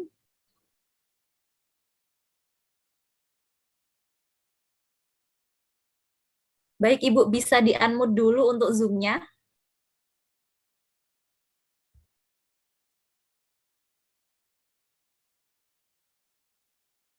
Oh ya, mungkin dari panitia bisa membantu untuk Ibu Bernadetta agar bisa suaranya terdengar. Baik, terima kasih, baru dibuka ini, Bu. Baik. Selamat siang Ibu Bernadetta. Siang, kabar, Bu Ibu? Sarah. Baik, sehat. Sehat juga, Mbak. Ya, Alhamdulillah Ibu. Mungkin bisa disapa dulu dari audiens kita. Dari seluruh Indonesia Raya ada ini, Bu. Oh, baik. Selamat. Saya selalu sapa dengan pagi. Selamat pagi, Bapak Ibu perawat yang luar biasa. Apakah suara saya cukup terdengar? Semoga sehat-sehat ya. Ini COVID-nya sudah mulai turun nih, tapi kita masih belum berani melepas menjadi endemi ya. Jadi masih pandemi. Jadi masker masih wajib dipakai di rumah sakit. Semoga Bapak Ibu sehat dan kita bisa sharing ini di acara ini, dan terima kasih sudah diberi kepercayaan. Apa bisa langsung saya mulai, Ibu Sarah? Oh ya, baik, bisa Ibu. Oke, baik. Bu Sarah, saya izin mematikan video ya, karena ini jaringan khawatir tiba-tiba putus. Siap. Jadi saya izin mematikan kamera, saya akan share screen ya Bu ya. Apakah sudah terlihat Bu Sarah? Sudah Ibu, untuk ini materinya. Oke, sudah slideshow ya? Sudah. Oke, baik. Terima kasih Bu Sarah. Terima kasih kepada Bapak Ibu yang sudah punya komitmen dan konsisten menghadiri seminar ini. Kalau nggak salah 3 hari kemarin saya dapat update infonya, sejak hari Sabtu, Minggu, dan Senin ya, berurut-urut. Iya, hari terakhir Ibu ini. betul. Jadi mohon maaf sebelumnya karena memang di Sabtu dan Minggu ada yang tidak bisa, maka saya izin minta diberikan waktu di hari Senin. Jadi pada sesi hari ini saya ingin sharing. Sebenarnya saya juga rada bingung juga, kongresnya internasional. Saya tanya ini bahasanya pakai apa ya? Bebas Bu, ya sudah ini saya gabung-gabung ya Bapak Ibu, ada Inggris, ada Indonesia. Tapi semoga aja Bapak Ibu bisa kita saling support nanti ya, saling berbagi, sharing apa yang sudah dijalankan. Nah, fokus pembahasan di sini adalah dibahas tentang peran perawat, bagaimana bisa mendeteksi secara dini dan juga menangani bila terdeteksi dan juga membuat pencegahannya supaya bisa mensupport program dari pemerintah, rumah sakit, ya, Pasienkes terkait pada kasus HIV, TB, dan hepatitis. Ini merupakan kasus re-emerging ya. Sudah lama tapi nggak pernah hilang-hilang dan selalu ada dan selalu menduduki nomor sebagai negara yang memiliki tingkat terkena angka infeksi ini sangat tinggi. Kalau kita ketahui bersama dari TB itu sendiri yang sudah diobati ataupun yang sudah diobati tetapi putus di tengah jalan menjadi MDR TB itu juga lumayan case-nya. Apakah terjadi penurunan? Kalau dilihat sampai detik ini di Indonesia itu sih tidak terlalu signifikan ya penurunannya. Dan memang TB yang sudah MDR ini kalau sudah mengenai pasien yang tidak atau orang yang tidak pernah kena TB dan tertular oleh pasien dengan TB MDR, maka pasien tersebut akan terkena ya TB MDR juga. Jadi ini yang harus dicegah ya. Nah, kalau kita berbicara itu fokus di TB, tapi bagaimana pasien yang dirawat di rumah sakit ataupun di fase pelayanan kesehatan, kalau kita fokus di rumah sakit yang negara semaju apapun, pasien yang dirawat itu pasti akan terkena dampak HAIS. Jadi tidak akan pernah ada yang namanya nol. Ya, karena kita tahu bahwa selama ada host, agen, ya, dan environment pasti ada transmisi yang terjadi di sana. Nah, saya sedikit mencoba untuk kita menyatukan pemahaman kita bersama ya Bapak Ibu.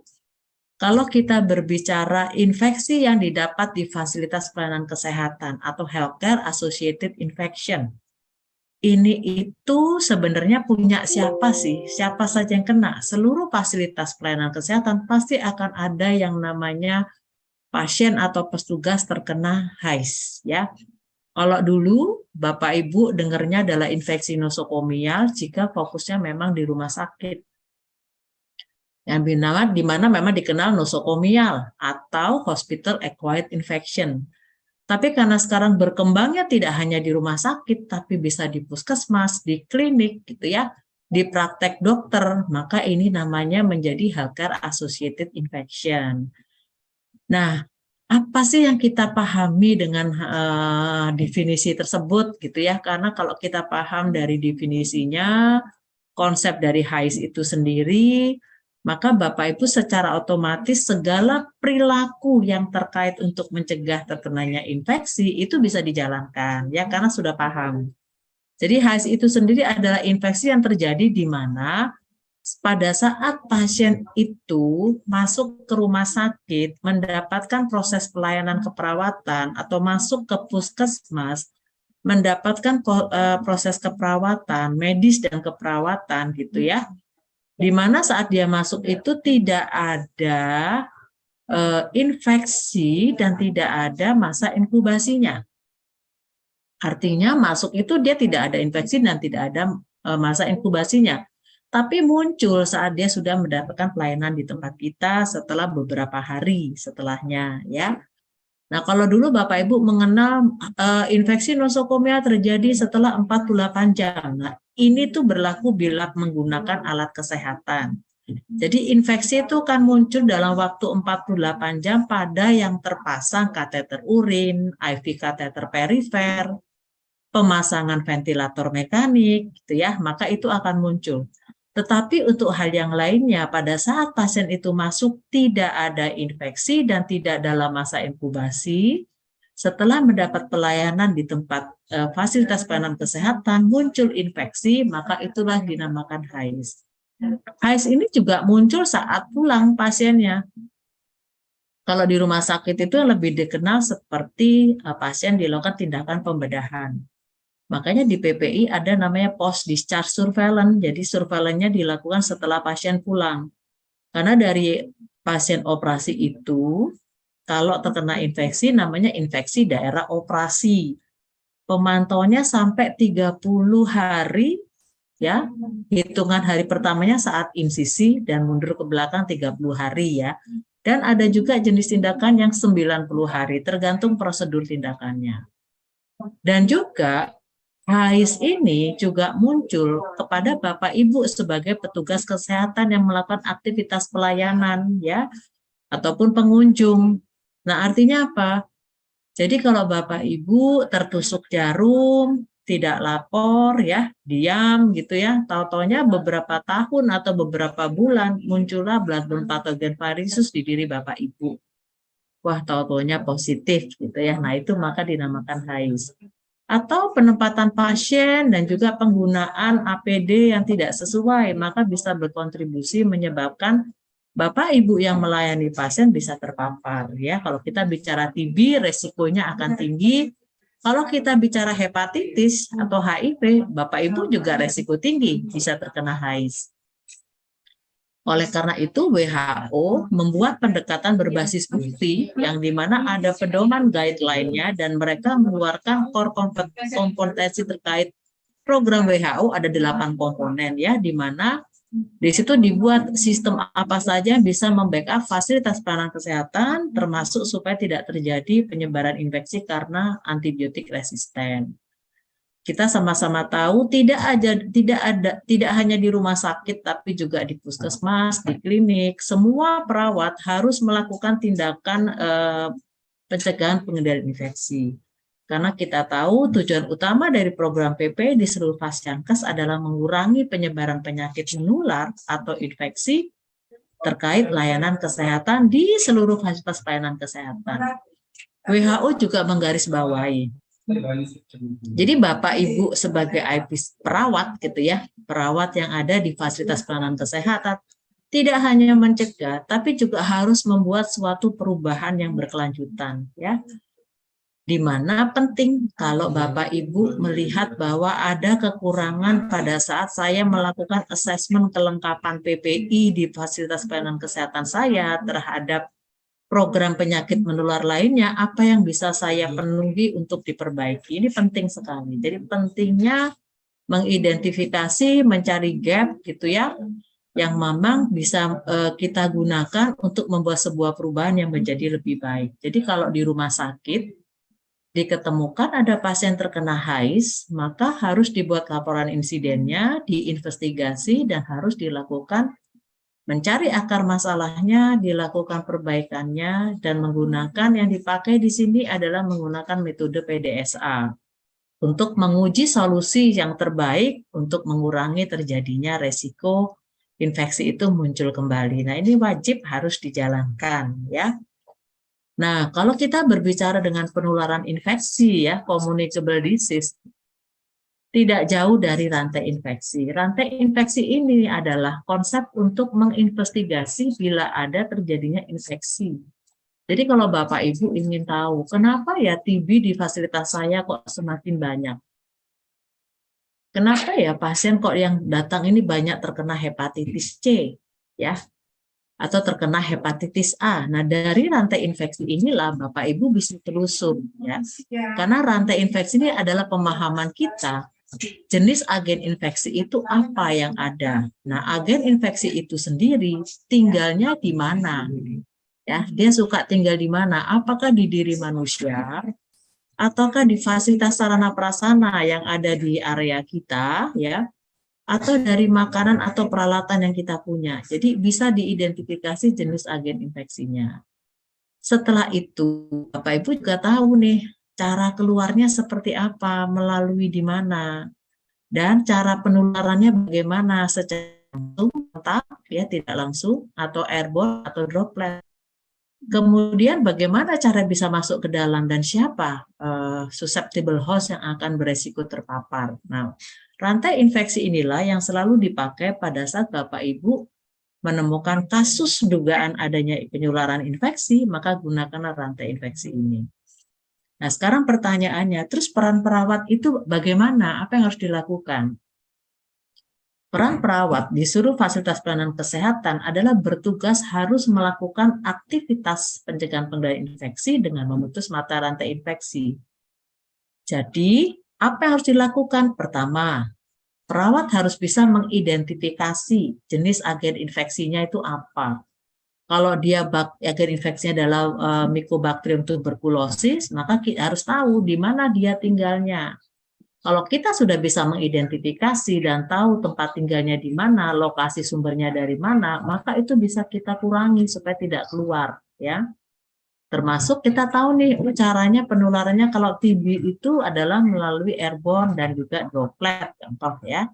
Kemudian supaya tidak menyebar apa yang harus dilakukan?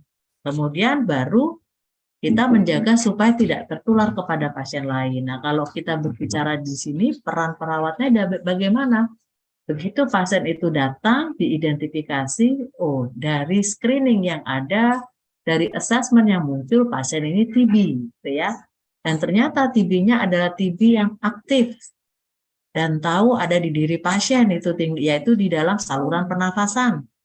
Maka perawat tahu kalau sudah TB ini orang ini pasti menularnya melalui airborne dan juga bisa droplet pada saat dia berbicara gitu ya. Kemudian kalau supaya tidak, salah satunya adalah TB dan HIV. Nah, ini sangat penting.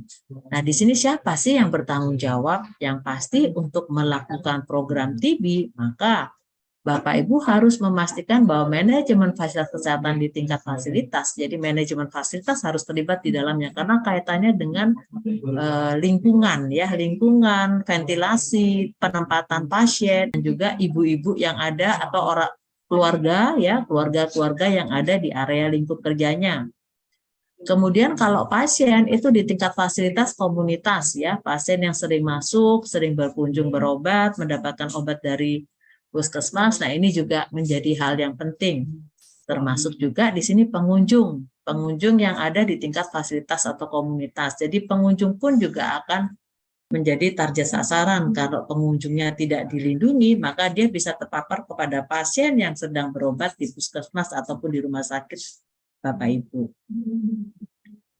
Metode PPI yang digunakan di sini untuk pasien dengan TB gitu ya, ada yang namanya hierarki kontrol ya Bapak Ibu, di mana di situ yang pertama adalah manajemen pasien dan kontrol administrasi. Ini sangat penting. Jadi fokus kepada penata laksanaan pasiennya dan mengontrol bagaimana proses terkait dengan kalau kita menerima pasien.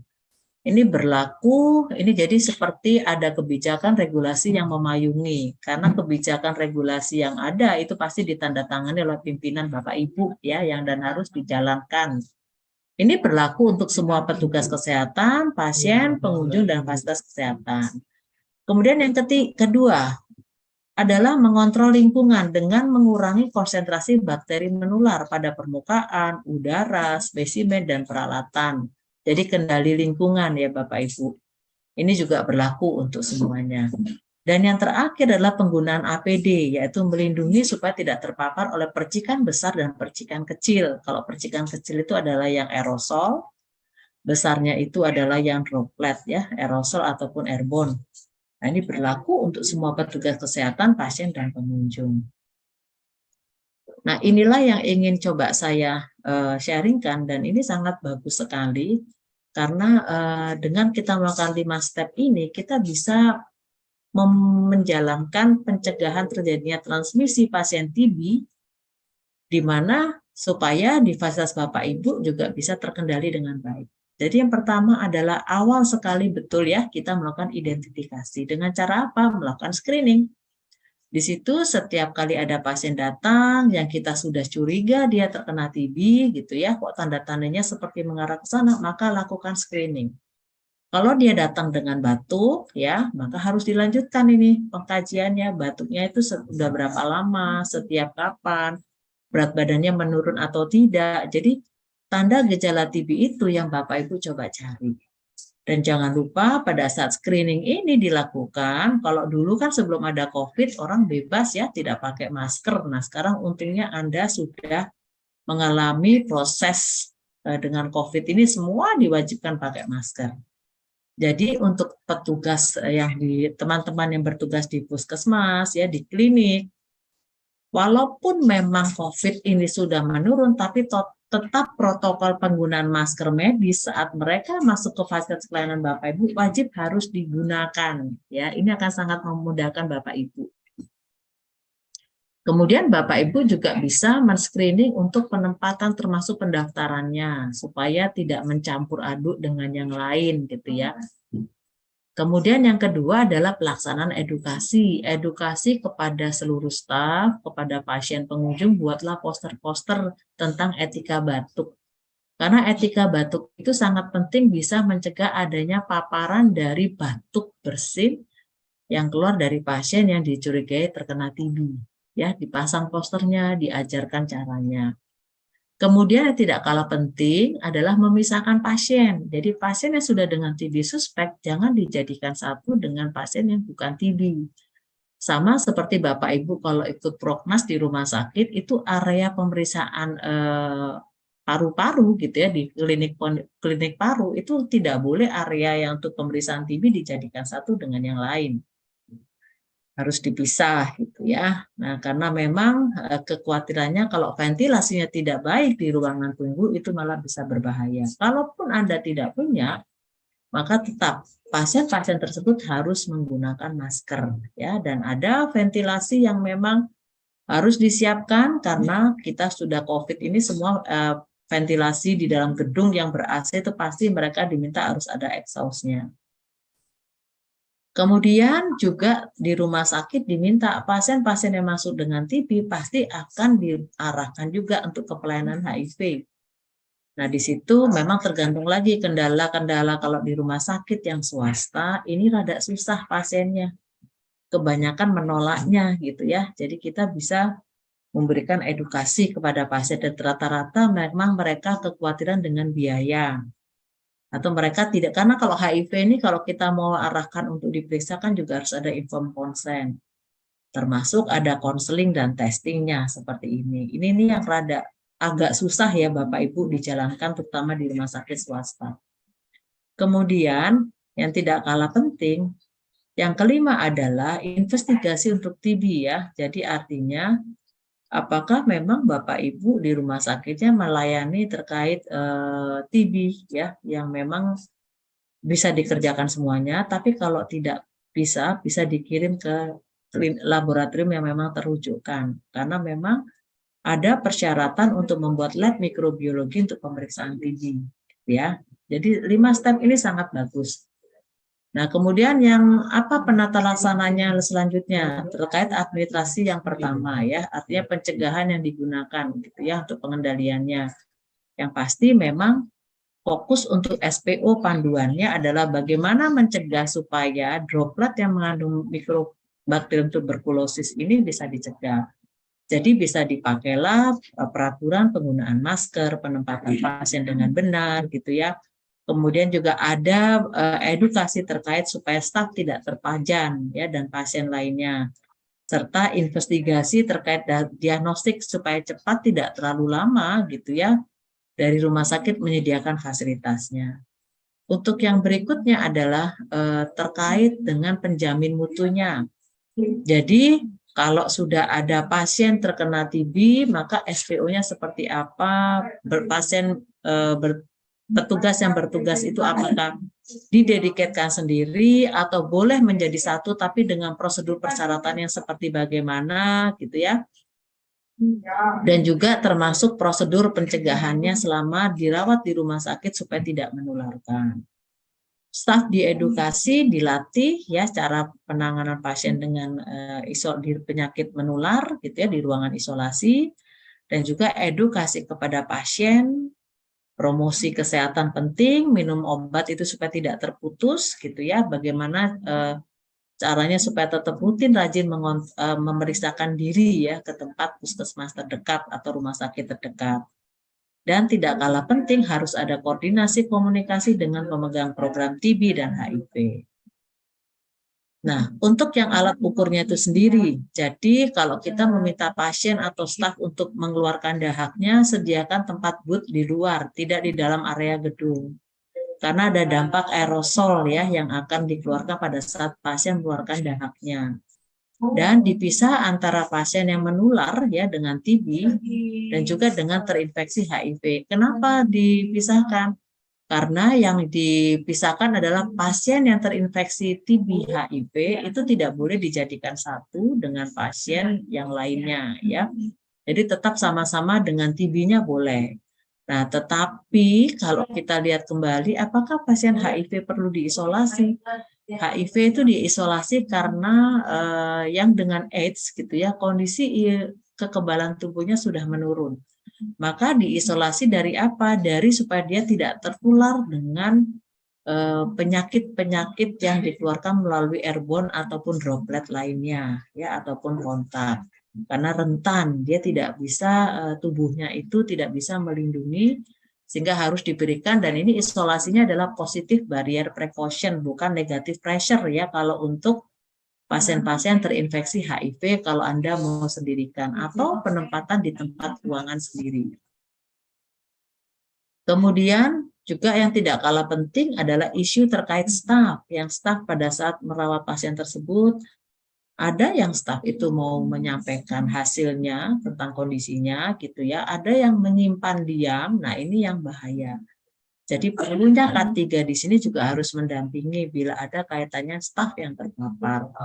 Dan juga harus ada orang yang bertanggung jawab terkait program ini. Jadi walaupun Bapak Ibu di Puskesmas tetap harus ada penanggung jawab program terkait pencegahan pengendalian infeksi ya. Jangan lupa pelatihan itu tetap ada dan juga ada pengujian yang secara berkala bila Bapak Ibu curiga ya staf Bapak Ibu terpapar.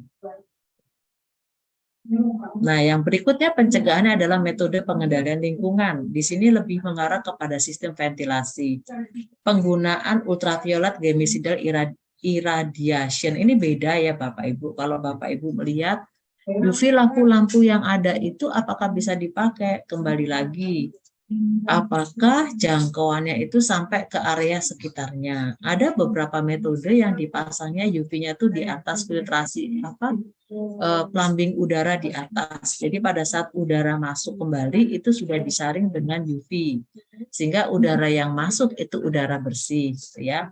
Ada menggunakan filter dan juga ada yang menggunakan pembersih udara.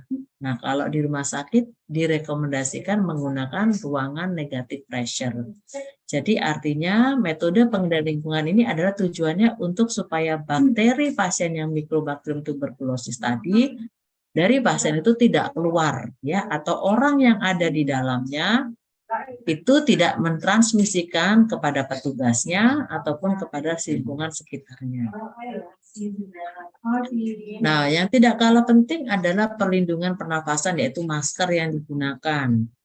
Jadi masker yang digunakan di sini adalah jenis respiratori. Respirator itu beda dengan masker wajah ya. Itu yang lebih direkomendasikan adalah menggunakan yang N95 atau FFP. Nah, kalau Bapak Ibu pasti sudah kenal ya, COVID ini sudah ada di mana-mana dengan berbagai merek. Yang pasti harus tepat di wajah dan bisa melindungi petugas kesehatan. Nah, ini yang perbedaannya. Kalau Anda menggunakan masker N95 yaitu respirator, itu memiliki porinya lebih kecil sehingga menghalangi droplet nuklei ya. Dan bergantung pada segel kedap udara di sekeliling tepinya itu rapat. Tapi kalau Anda pakai masker wajah atau masker bedah, itu ujung-ujungnya masih agak longgar dan pori-porinya itu besar. Jadi ini yang tidak boleh dipakai pada saat Anda melayani pasien dengan TB. Ya. Nah ini contoh bentuk edukasi kepada pasien, kepada pengunjung gitu ya. Bapak Ibu tampilkan apa sih TB itu, bagaimana cara penularannya gitu ya. Kemudian bagaimana dia bisa menjadi TB yang berbahaya, supaya mempromosikan mereka agar tetap patuh terhadap apa yang sudah Bapak Ibu edukasikan, termasuk minum obat yang patuh, termasuk menjaga personal hygiene-nya, termasuk pakai etika batuk, termasuk pakai masker selama dia memang sedang batuk. Karena model transmisinya dengan model gambar secara visual ini, maka akan membuat pengunjung, ya, pasien itu bisa selalu mengingatnya, ya. Jadi ini adalah model contoh-contoh etika batuk dan edukasi yang bisa diberikan. Kemudian kita masuk kepada hepatitis, ya Bapak Ibu. Nah, hepatitis ini di sini saya ngangkatnya adalah yang bloodborne virus, hepatitis B, C, dan HIV karena memang menjadi penyebab penyakit tertinggi di Amerika. Di Indonesia ada, tapi tidak terlaporkan, jelas. Nah, kalau diidentifikasi penyebab paparan itu adalah dari aktivitas petugas kesehatan itu sendiri. Nah, ini masuk kategori high tadi ya, yang ketiga. Di mana memang yang sering terpaparnya adalah di daerah-daerah mata, kulit yang tidak utuh, ya, kemudian dari mulut, hidung, dan yang lainnya. Kalau dilihat 75% itu biasanya juga banyak diketemukan di UGD dan di kamar operasi. Jadi hati-hati Bapak Ibu, bekerjalah dengan aman ya, karena resiko staf terpapar ini adalah dari tertusuk jarum atau percikan dari darah cairan tubuh. Kalau kita lihat dari definisi OSA sendiri, mikroorganisme yang dibawa dalam darah itu yang menyebabkan menularkan penyakit pada manusia yang biasa ditularkan melalui adanya selaput lendir, luka, atau tusukan. Kita coba lihat definisinya hepatitis B ya Bapak Ibu. Kalau hepatitis B virus itu sendiri, infeksi hati yang disebabkan oleh HPV. Biasanya terkena karena kontak seksual ya, atau berbagi jarum. Jarum suntik satu dengan yang lain, Bapak Ibu tertusuk jarum pada saat melakukan tindakan kepada pasien secara langsung. Nah, kemudian dari sinilah transmisi itu terjadi. Nah, hepatitis B ini bisa bertahan lama di luar tubuh sampai 7 hari. Makanya ada aturan dulu, kalau Bapak Ibu ingat, masih zamannya penggunaan heparin bersama-sama, itu tidak ada masalah kan, pakai bersama-sama. Yang penting jarumnya berbeda. Tetapi semenjak ada KLB hepatitis C ya dan hepatitis B, maka sekarang tidak diperbolehkan. Anda harus pakai heparin itu sendiri, satu pasien satu ya. Vaksin hepatitis B itu sendiri juga ada, makanya Bapak Ibu yang bekerja di rumah sakit harus diberi vaksin ya. Diberi vaksin secara pada saat masuk gitu ya, secara serial. Karena kalau Bapak Ibu terkena resiko tinggi dengan hepatitis B, maka Anda tidak pernah vaksin, maka harus diberikan HbIg 400 unit dan itu harganya lumayan mahal ya Bapak Ibu. Jadi kalau tidak, Bapak Ibu juga yang akan kesulitan nantinya. Hepatitis C sama modelnya ya, tetapi ini tidak punya vaksinnya kalau hepatitis C ini. Tetapi kalau kita lihat memang resikonya ini lebih rendah dan dia tidak bisa bertahan lama hidup di lingkungan. Dan bisa dapat bertahan hidup paling tidak hanya 3 minggu ya. Itu artinya sebenarnya kalau dilihat dari hepatitis B, lebih ganasnya itu sering transmisinya adalah dari hepatitis B. Tapi kalau C ini sebenarnya tidak terlalu menyebabkan terjadinya transmisi secara langsung. Tanda gejalanya muncul selama 10 tahun baru muncul. Nah ini bahaya nih kalau Bapak Ibu sudah terkena, tidak ada vaksinnya dan penyembuhannya juga sekarang itu memungkinkan bisa iya bisa tidak ya. Sedangkan kalau HIV itu sendiri adalah yang virus menyebabkan AIDS. Di sini memang melemahkan sistem kekebalan tubuh. Hidup dalam darah dan cairan tubuh dan ditularkan melalui kontak seksual, berbagai jarum suntik, atau selama kelahiran. Dan tidak ada obat, tidak ada vaksin, masa inkubasinya sampai 10 tahun. Jadi hati-hati Bapak Ibu, bisa terjadi saat 1 tahun setelah Anda tertusuk jarum, ataupun 2-3 tahunan, ataupun lebih, karena sampai inkubasinya sampai 10 tahun. Cukup panjang ya. Tanda gejalanya sama seperti flu ya, ada gejala penyakit kuning, kelelahan, sakit perut gitu ya. Nah, ini adalah penularan bloodborne patogennya dari hepatitis B, HIV, dan C ya, cara-cara seperti ini. Cairan tubuh apa saja? Ini ya Bapak Ibu, silahkan nanti bisa dilihat, terutama untuk Bapak Ibu yang bekerja di area klinik. Jadi jangan menyepelekan untuk pasien-pasien yang datang berobat.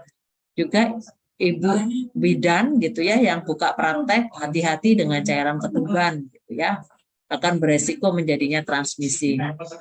Jaringan tubuh pada manusia apa saja yang beresiko ya, seperti kita lihat organ tidak tetap, kemudian kultur sel atau jaringan mengandung HIV atau kultur organ, serta darah organ atau jaringan lainnya. Nah, ini salah satu bentuk yang bisa menular kepada pasien, gitu ya, transfusi darah. Kemudian kalau dari staf sendiri tertusuk jarum, gitu ya. Kemudian melakukan tindakan untuk ditato. Atau juga kita mesti hati-hati dengan kalau periksa gigi, gitu ya, klinik gigi, proses pengolahan instrumennya seperti apa. Jadi resiko-resiko terjadi transmisi dari bloodborne pathogen ini sangat tinggi. Kalau ditanya kewaspadaannya apa untuk bloodborne pathogen, kalau tadi TB itu adalah kewaspadaannya berdasarkan airborne gitu ya. Kalau untuk HIV, hepatitis B, C pakai apa? Pakai kewaspadaan standar. Karena kewaspadaan standar ini digunakan untuk pasien yang memang beresiko bisa menularkan infeksi dari darah cairan tubuh dan kita tidak tahu apa agent infeksinya. Jadi bila Anda kontak dengan darah cairan tubuh, maka diperlakukan infeksius ya. Nah, ini adalah standar precaution yang ada di PMK nomor 27 tahun 2017, ada 11 item di mana Bapak Ibu harus melakukan 11 komponen ini. Nah, dari versi WHO yang tadi 11 dikompil jadi satu ya, tapi intinya sama. Ada kebersihan tangan, penggunaan APD, etika batuk, proses instrumen sterilisasi, ya, injeksi yang aman, benda tajam pembuangannya, pembersihan area lingkungan sama. Kalau yang ini dipisah-pisah, jadi kelihatannya lebih banyak, tapi sebenarnya sama, ya. Kemudian kalau saya ambil dari WHO saja, ya, yang terupdate di 2022. Artinya kewaspadaan standar itu pertama Bapak Ibu harus melakukan kebersihan tangan. Kebersihan tangan ini banyak sekali bisa memutus mata rantai infeksi. Jadi bisa memutus penularan dari bakteri dan virus yang memang beresiko tertular secara langsung dan kontak tak langsung. Menggunakan alkohol base hand rub ataupun dengan air dan sabun, ya, waktunya pun berbeda. Hand rub 20 sampai 30 ya detik, kalau pakai air mengalir 40 sampai 60 detik. Cuci tangannya dengan 6 langkah dan cuci tangan di 5 momen sebelum kontak pasien, sebelum prosedur bersih atau aseptik prosedur, setelah terpapar darah cairan tubuh, setelah kontak pasien dan setelah kontak lingkungan sekitar pasien. Yang berikutnya adalah etika batuk, di mana etika batuk Anda memberikan edukasi kepada seluruh petugas dan pengunjung kalau memang tidak ada tisu, maka gunakan lengan bagian dalam supaya tidak ada terjadi percikan ya dari droplet nuklei yang keluar pada saat pasien batuk atau bersin. Dan juga sediakan setiap ruangan jaraknya harus 1 meter. Kalau Anda ada tempat tidur satu dengan yang lain, paling tidak 1 meter, ya, karena itu lebih aman.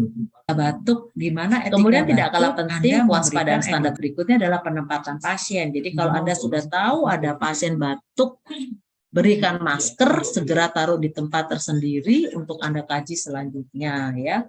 Kalau kita sudah tahu penularan infeksinya melalui apa, ya, maka tempatkan di tempat yang tersendiri.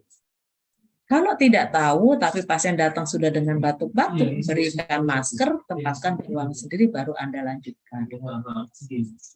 Waspadaan selanjutnya adalah penggunaan APD. Penggunaan APD ini dipilih berdasarkan risk assessment yang seperti tadi. Anda harus kaji. Kalau saya melakukan tindakan kepada pasien tersebut, apa yang harus saya lakukan? Mungkinkah saya terpercik?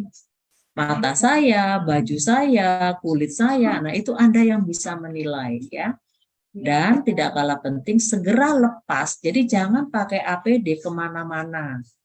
Contoh, bawa sarung tangan sampai ke area perkantoran, sampai ke area dokumen. Jadi Anda melepas sarung tangan adalah di area saat Anda selesai melakukan tindakan ke pasien, yaitu di 5 momen tadi, ya. Lepas sarung tangan, cuci tangan, ya. Dan tempatkan pembuangan APD sesuai dengan pembuangan sampah yang ada di tempat Bapak Ibu, yaitu sampah infeksius. Kemudian yang di PP ini isinya apa? Adalah masker secara respiratori dan masker bedah. Ini yang tadi kita sudah bahas ya. Jadi ada peruntukannya. Kalau respiratori masker itu lebih banyak kepada airborne disease gitu ya. Kalau masker medis itu kepada yang droplet. Gaun dipakai untuk melindungi Bapak Ibu dari paparan cairan tubuh dan darah dan juga melindungi Bapak Ibu dari transmisi kontak seperti bakteri multidrug resisten organisme ya, bakteri resisten ataupun dari penyakit skabies. Pelindung mata dipakai untuk mencegah Anda supaya tidak terpapar darah cairan tubuh yang masuk ke mata. Nah, sarung tangan ini menarik. Sarung tangan itu Anda gunakan sesuai dengan segitiga piramida dari WHO ya. Kapan saya pakai sarung tangan steril, kapan pakai sarung tangan bersih, kapan tidak perlu pakai sarung tangan. Jadi kalau Anda masih melihat teman-teman ngukur tanda vital pakai sarung tangan, kasih tahu kalau itu tidak sesuai ya. Nah, sarung tangan ini dipakai pada saat Anda melakukan tindakan yang beresiko terpapar darah cairan tubuh. Dan penggunaannya sebelum dan setelah harus cuci tangan dulu. Ya, dan dia tidak boleh Anda melakukan cuci tangan di sarung tangan, tidak direkomendasikan ya. Kalau Anda cuci tangan di sarung tangan, bakterinya akan lebih banyak.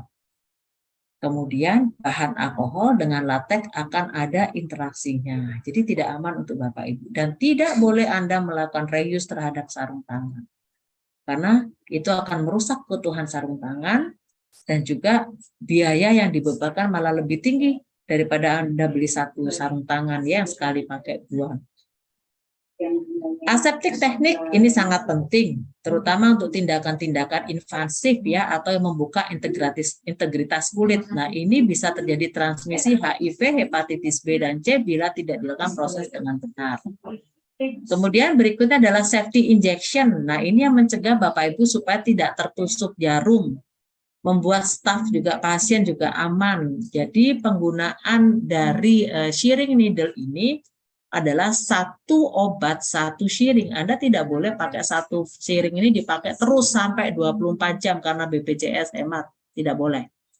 Satu kali pakai, buang. Ya. Dan tidak direkomendasikan menggunakan model obat-obat yang dalam file atau flakon yang sharing ya. Kalaupun memang itu dipakai, gunakan satu pasien satu saja. Dan jangan lupa lihat untuk efektivitas kalau sudah dioplos itu tahan berapa lama waktunya. Ini penting sekali. Setiap kali Anda kontak dengan produk injeksi harus selalu cuci tangan. Jangan pernah disepelekan ya Bapak Ibu, karena resiko infeksi terjadi kepada pasien. Dan kalau sudah selesai, jangan pernah membengkokkan jarum, melepas jarum yang bisa tertusuk nantinya. Jadi tidak boleh merecapping, mematahkan, nanti Anda sendiri yang akan tertusuk gitu ya. Dan selalu bersihkan area kulit pasien gitu ya dengan disinfektan 60-70% alkohol sebelum Anda melakukan tindakan injeksi. Dan buang benda tajam di safety box. Kalau Anda tidak punya sub container, gunakan safety box. Tidak menggunakan dirigen HD ya Bapak Ibu. Nah, yang berikutnya adalah transportasi linen. Linen yang dibawa harus selalu tertutup, bersih. Supaya tidak ada paparan dari bakteri kolonisasi yang ada di lingkungan. Dan setiap kali Anda membawa linen bersih, mengambil linen bersih harus selalu cuci tangan ya. Penanganannya juga sama, sesuai dengan peruntukannya. Kalau linen infectious, maka masukkan di kantong linen infectious ya. Kemudian untuk pembuangan sampah, ikuti regulasi dari kesehatan lingkungan yang dibagi-bagi sesuai dengan peruntukannya. Limbah medis infectious, limbah hasad berbahaya, dan non-infectious atau umum. Serta ada yang limbah benda tajam. Jadi jangan sampai limbah benda tajam masuk kepada sampah umum. Nanti beresiko bisa mencelakai dari petugas lainnya. Pembersihan lingkungan sangat penting. Karena apa? Bakteri banyak hidup lama di lingkungan bisa sampai berhari-hari bahkan berbulan-bulan. Prosedur pembersihan ini wajib dilakukan oleh seluruh petugas kesehatan ya, dan waktunya juga frekuensinya sesuai dengan kepadatannya. Kalau di area risiko tinggi critical care area, maka sehari itu bisa terjadi satu shift Jadi satu shift itu bisa 2 kali pembersihan, 1 hari bisa 4 kali pembersihan ya. Kemudian yang tidak kalah penting adalah dekontaminasi dan memproses peralatan. Jadi peralatan yang sudah digunakan harus dicuci bersih, dikeringkan, di-packing, dan disterilisasikan. Jadi sekarang penggunaan klorin itu tidak direkomendasikan Bapak Ibu. Jadi Bapak Ibu begitu sudah ada darah cairan tubuh, maka rendamlah dengan enzimatik deterjen untuk meluruhkan ya protein, lemak, darah. Baru kemudian Anda proses selanjutnya. Makanya untuk pembersihan alat ini, petugas harus menggunakan APD yang lengkap. Sarung tangannya bukan sarung tangan untuk merawat pasien, tapi yang tebal. Pakai face shield, pakai gown yang tidak tembus air. Ya, di mana memang pada saat Anda melakukan proses pembersihan, Anda tidak akan terpapar. Ya. Jadi kalau memang Bapak Ibu punya peralatan instrumen yang di situ ditulisannya ada 2 coret loh tandanya ya, jangan dirayus lagi.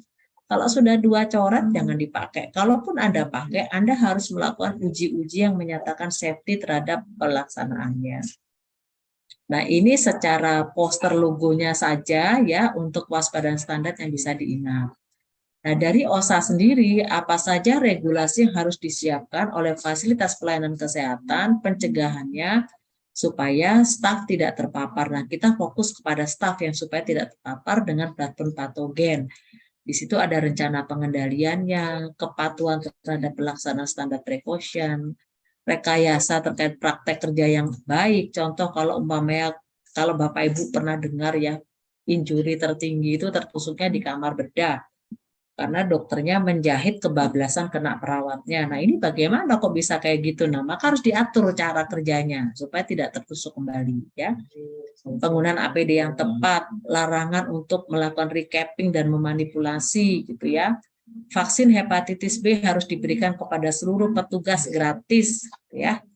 Pelatihan terkait safety-nya dan evaluasi setiap terjadinya tertusuk jarum dan paparan. Nah ini penting. Ini yang wajib harus dilakukan oleh seluruh fasilitas pelayanan kesehatan, mencegah supaya tidak hanya Anda sebagai petugas kesehatan supaya tidak terkena, bahkan juga pasien Anda. Jadi ini strateginya ada 2, kontrol administrasi dan engineering ya. Sama, tadi kalau administrasi itu lebih kepada SPO, kalau engineering adalah bagaimana merekayasa lokasi tempat fasilitas sarana prasarana. Nah, jadi ini adalah summary besarnya gitu ya. Jadi kalau kita supaya tidak terkena HIV, hepatitis B dan C, maka lakukan semua cairan darah ya. Cairan tubuh darah diperlakukan infectious. Jadi jangan pernah Anda kontak dengan darah itu merasa aman, tidak apa-apa karena hasil screeningnya negatif. Nah, terutama ini saya ingin mengingatkan kepada teman-teman yang bekerja di kamar operasi, kemudian sama teman-teman yang bekerja di area persalinan. Nah, ini biasanya begitu, mereka bekerjanya berdasarkan hasil screeningnya negatif, maka precaution-nya diabaikan ya.